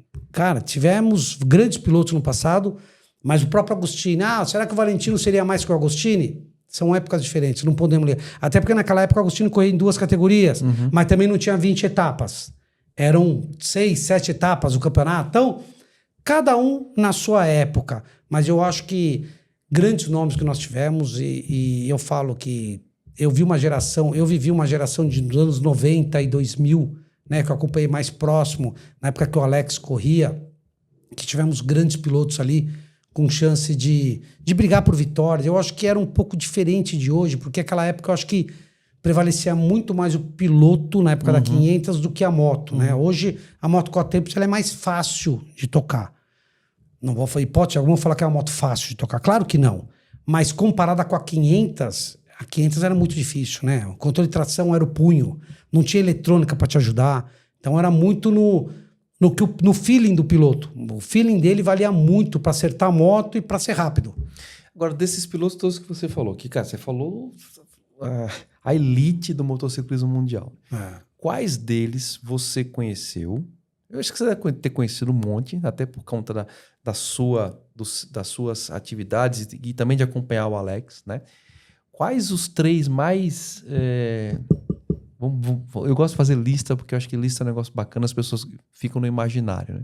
Quais são aqueles 3 mais legais, mais calorosos? Você falou assim, cara, esse cara é um cara muito gente boa pra gente conversar e tudo mais. Putz, eu tive... Desses grandes, assim. Então, eu tive uma vez... Eu conversei uma vez com Giacomo Agostini, conversei pouco com ele. O Wayne Gardner também tive a oportunidade de uma vez conversar com ele, assim, um pós-GP, eu bater um papo com ele, uma pessoa muito simpática. Tem um carinho muito grande pelo Brasil, porque ele foi campeão do mundo em 87 em Goiânia, né? E ele lembra muito bem do campeonato aqui que ele ganhou, da festa que fizeram e tudo. Conversei com o Wayne Gardner. Sete de Bernal, a gente tem uma afinidade muito boa, porque meu irmão é muito amigo do Sete, e consequentemente eu também tenho uma relação muito boa com o Sete, de brincar, de sair, de contar piada. O próprio Valentino é um cara que eu tenho um respeito e um carisma, porque todas as vezes que me vê, ele me cumprimenta, né? Eu pude estar na UEC aqui com ele, encontrei com ele, ficamos ali, tivemos 20 minutos de conversa, contando da vida, contando da família, essas coisas. O Capirossi é um amigo como o Gibernal. O Capirossi é uma pessoa que eu convivi muito com ele na época que foi companheiro de equipe do Alex, então pude conversar muito bem com o Loris Capirossi, é um cara fantástico. Frank Untini é um dos pilotos mais simpáticos, que aonde me vê, campeão do mundo, onde a gente se vê, a gente conversa, toda vez que eu preciso, às vezes, alguma coisa, ele pode me chamar a hora que você quiser, César, o que você precisar de mim, você pode contar comigo. Frank Untini é um cara espetacular Untini. Schwantz, eu tive muito pouco contato com o Schwantz, o Rainey também, pouco contato. O Ed Lawson foi um piloto que eu tive contato quando teve um Mundial em São Paulo, porque eu ia buscar ele no... Isso é uma curiosidade legal para te contar um meio também daquela pergunta que você me fez. Quando teve o Mundial em São Paulo, ele ficou no hotel, Novo Hotel ali no Morumbi. E a gente morava no Jardim Marajoara. E eu pegava ele, muita gente, quando ele chegou tipo terça-feira, eu pegava ele pra ir pra casa, pra depois ir pro autódromo e tal. E ele adorava comer arroz, feijão e bife, batata frita da minha avó. Então ele não queria comer em lugar nenhum, eu trazia ele pra casa pra comer em casa de lá, porque ele adorou o arroz, feijão, bife, batata frita que minha avó fazia na época, pra depois a gente ir pro autódromo. Então eu pegava ele no hotel, um cara espetacular também. Da nova geração, eu não posso dizer que eu conheço poucos, é mais o Valentino. Dani Pedrosa é um cara também, que é um também que não tá naquela lista que eu falei que deveria ter sido campeão do mundo, que não foi, de MotoGP. Foi de 250, mas não foi de MotoGP. Dani Pedrosa é um cara muito legal, também muito bacana, simpático. Até hoje, quando me vê, me cumprimenta, a gente bate papo ali, perde ali 10, 15 minutos. Alberto Pucci, que é um cara também, que hoje é chefe de equipe da MotoGP da Honda, foi piloto também, um cara muito legal. E os malas, vai. Pega aí. Cara, esse cara é muito chato, velho. Não, não é mal. Até hoje, uma coisa engraçada. O Biagi. O Biagi é um cara que eu converso com ele, vira e mexe pela rede social, pelo direct. A gente conversa várias vezes pelo direct. Todo mundo fala, mas é um cara... é um cara super legal. Depois que o Biagi virou pai, ele melhorou muito. Realmente, ele era um cara arrogante, era um cara... Como com a gente, não. Porque tem muita gente que não sabe dessa história. Mas o Biagi, quando foi campeão do mundo de 250... O Alex já estava na 500. E ele pedia muito conselho pro Alex. Entendi. De como negociar patrocínio, como negociar para ir para 500, com quem falar, como é que é. Quando eu lembro uma vez que o Alex estacionou o motorhome do lado do motorhome do Biagi e conversando pela janela. Os dois conversando pela janela como se fossem aquelas fofoqueiras. Conversando pela janela. Pô, Alex, eu tive a proposta de fulano de tal, o que você acha disso? Conversava muito com o Alex. Biagi era um cara muito simpático hoje, muito 10. Que não era, era um mala no passado. Hoje é um cara 10, muito simpático, muito gente boa. Um cara que precisar também, é um cara bom de papo. Mala, cara. Tinha alguns caras que eram frios, né? Como o John Kosinski. Eu nunca cheguei a conversar com o Kosinski. Mas era um cara muito na dele. E o Alex conta que era muito estranho. Ele viajava, ele andava direto de camiseta e bermuda. Ele pegava o avião, ele chegava ele só andava de camiseta e bermuda. Só camiseta e bermuda o tempo todo. Não comprava nada, tudo alugava. Então ele alugava casa, ele alugava carro, nada ele tinha. Ele não comprava, ele falava, não vou gastar dinheiro com essa. Ele não tinha carro, não tinha nada. Tudo ele alugava.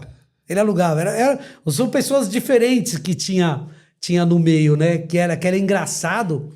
Mas era muito histórias bacanas que a gente escuta do passado. Você fala, como é que o cara pode ser desse jeito? Mas era desse jeito. Uma vez também, contar uma história legal.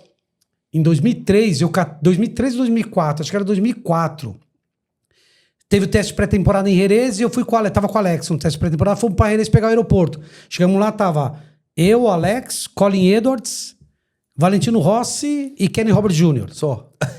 E estamos ali conversando, tal, não sei o que lá, batendo papo. E aí cara, isso eu nunca tinha visto. Você que foi para os Estados Unidos, você deve saber disso. Para mim, aquilo era eu tô vendo o Colin Edwards mascando com uma garrafinha de meio litro e cuspia lá dentro.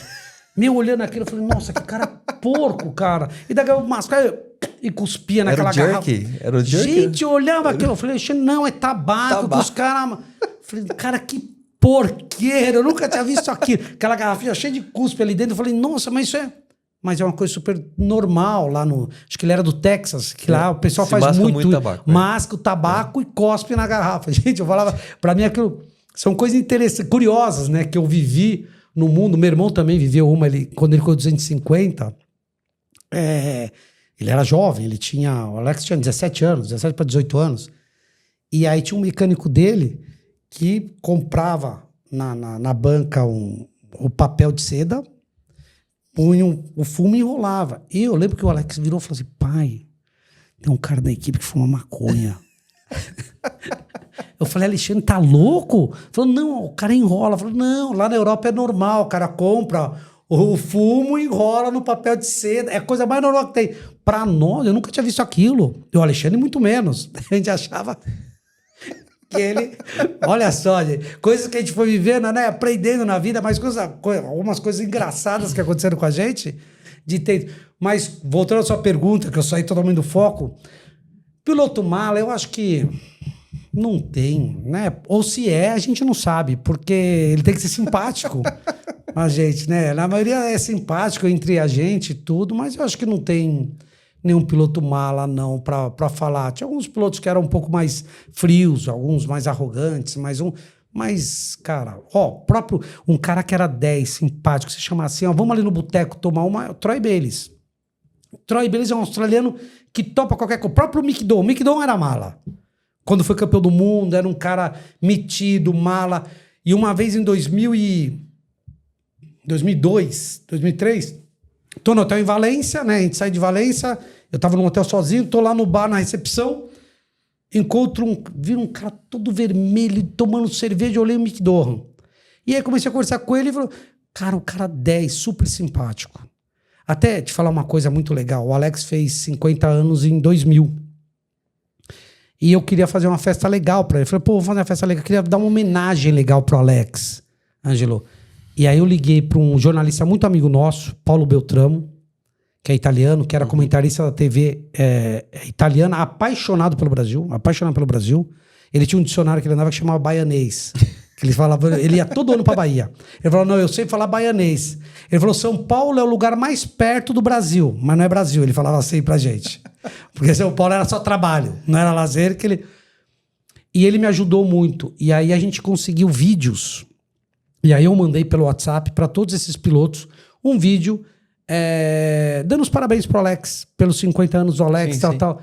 Cara, e essa lista é o que eu falei, tem Giacomo Agostini, Marco Lucchinelli, Sergio Bernal, Max Biaggi, Valentino Rossi, Andrea Dovizioso, Carmelo Espeleta, que é o dono da Dorna, que é outro cara também 10, até hoje quando me vê me cumprimenta, super simpático.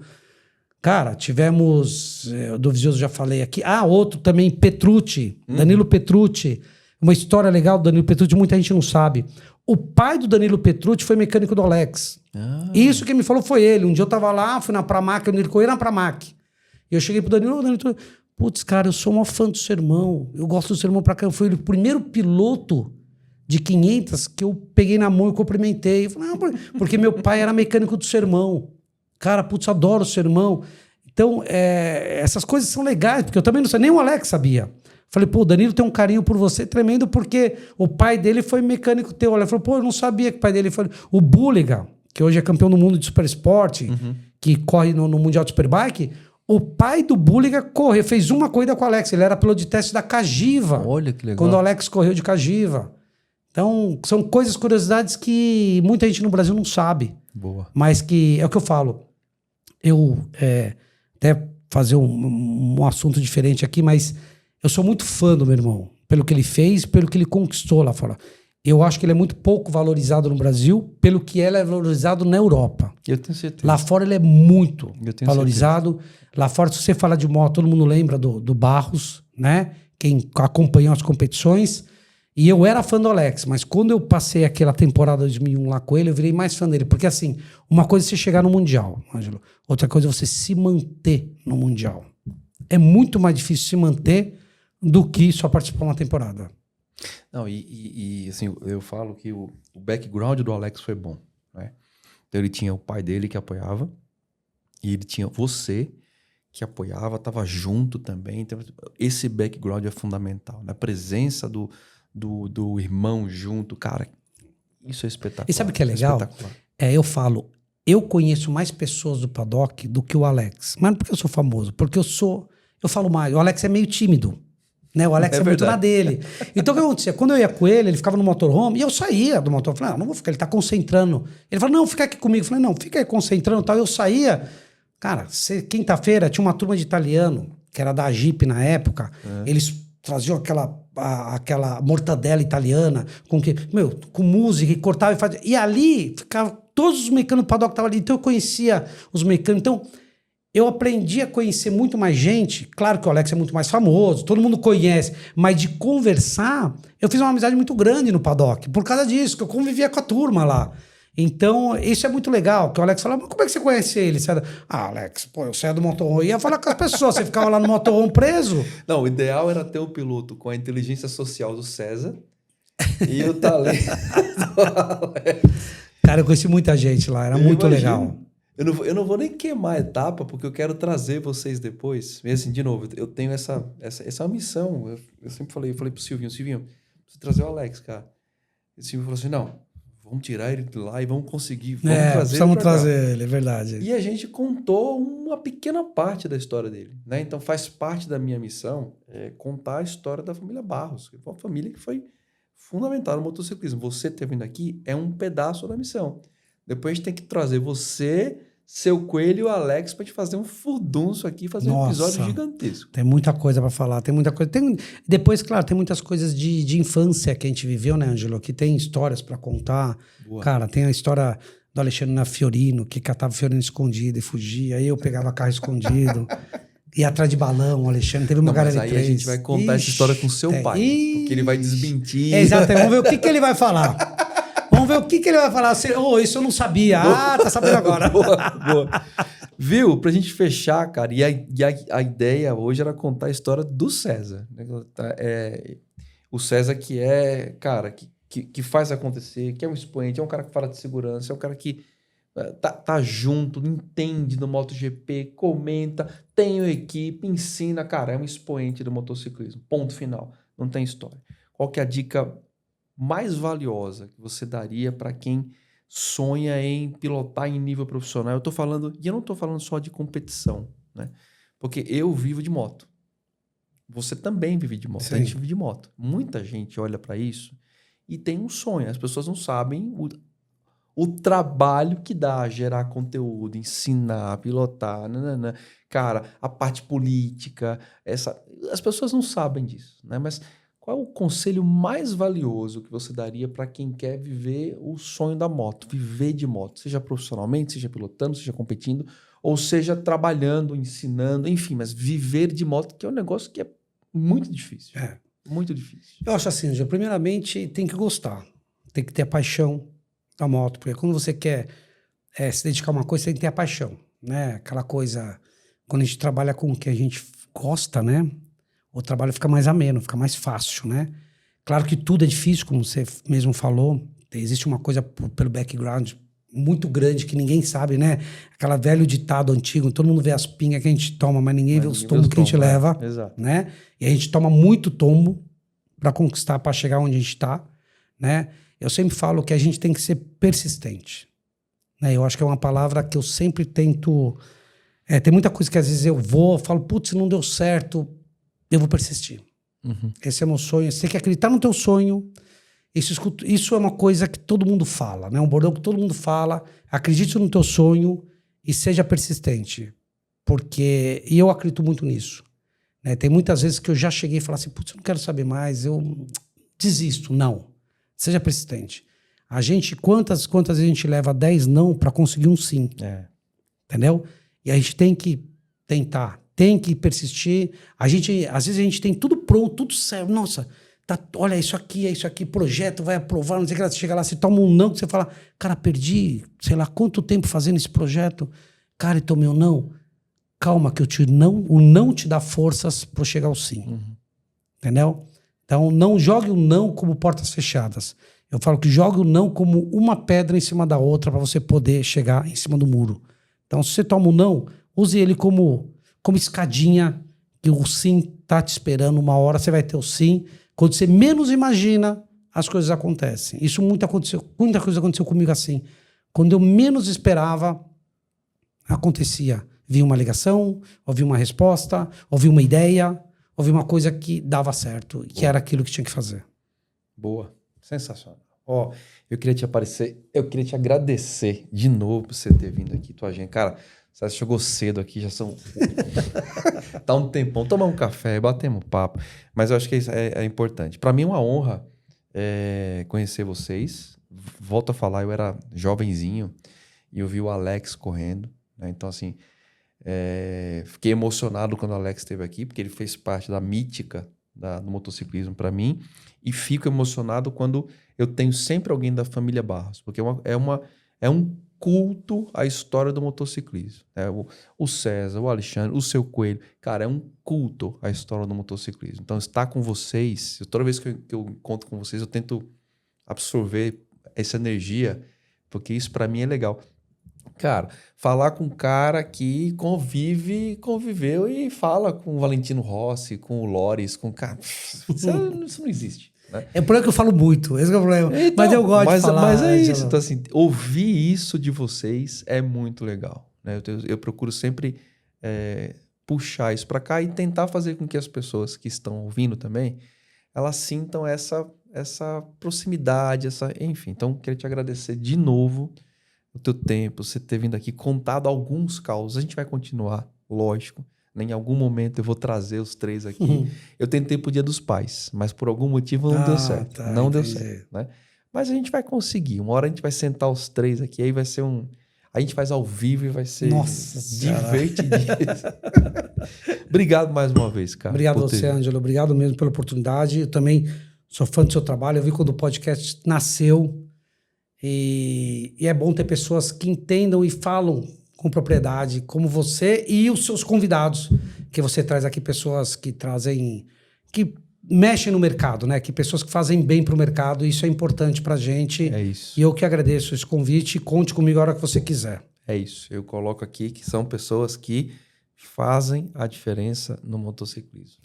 Pessoas que fazem a diferença. É isso, não tem muito o que falar. É só isso. Exatamente. A casa de vocês. A hora que Obrigado. vocês quiserem aqui, também é só falar. E eu vou cobrir o DRE na hora que acontecer. Fechado. E eu adoro as lives dos irmãos Bastos. Eu dou risada, cara. É toda terça-feira às 19 horas. Isso, é isso aí. Aqui. Toda terça-feira às 19 horas, Barros Brothers é o canal. Cara, porque assim, eles devem falar só de MotoGP. Não, eles falam de MotoGP, mas começa uma discussão.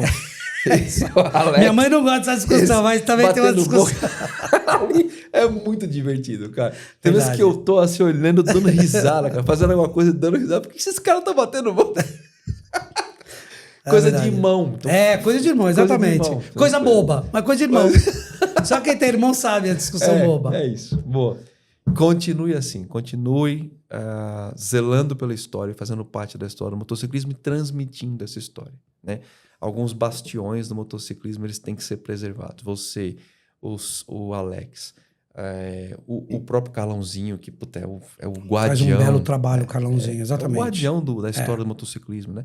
Ícones como o Jean, por exemplo. Enfim, essas pessoas precisam ser preservadas, terem as histórias contadas, repetidas e repetidas vezes, né? Porque, cara, se hoje a gente vê aí esse mercado expoente, proeminente de venda de moto, é porque muito disso lá atrás, né, teve esse olhar acurado desses grandes nomes no motociclismo que fizeram a coisa entrar na mítica e no gosto da maioria dos brasileiros. É verdade. Concordo com você. Não é? Concordo com você. É isso mesmo. Maravilha. Então tá bom. Obrigado mais uma vez. Obrigado a você. Valeu, Angelo. Bom, eu espero que você tenha gostado desse episódio do Tô de Moto Podcast e a gente se vê no próximo episódio. Então acelera aí, se inscreve. Vamos embora, vamos falar de moto, vamos continuar contando história, porque esse é o objetivo aqui. Você viu? A gente não falou de moto. É verdade. A gente não falou de modelo. Pouco me importa. Eu quero contar a história do César, que essa que é a ideia. Tá bom? Então vamos nessa. Vejo vocês no próximo episódio. Vamos embora.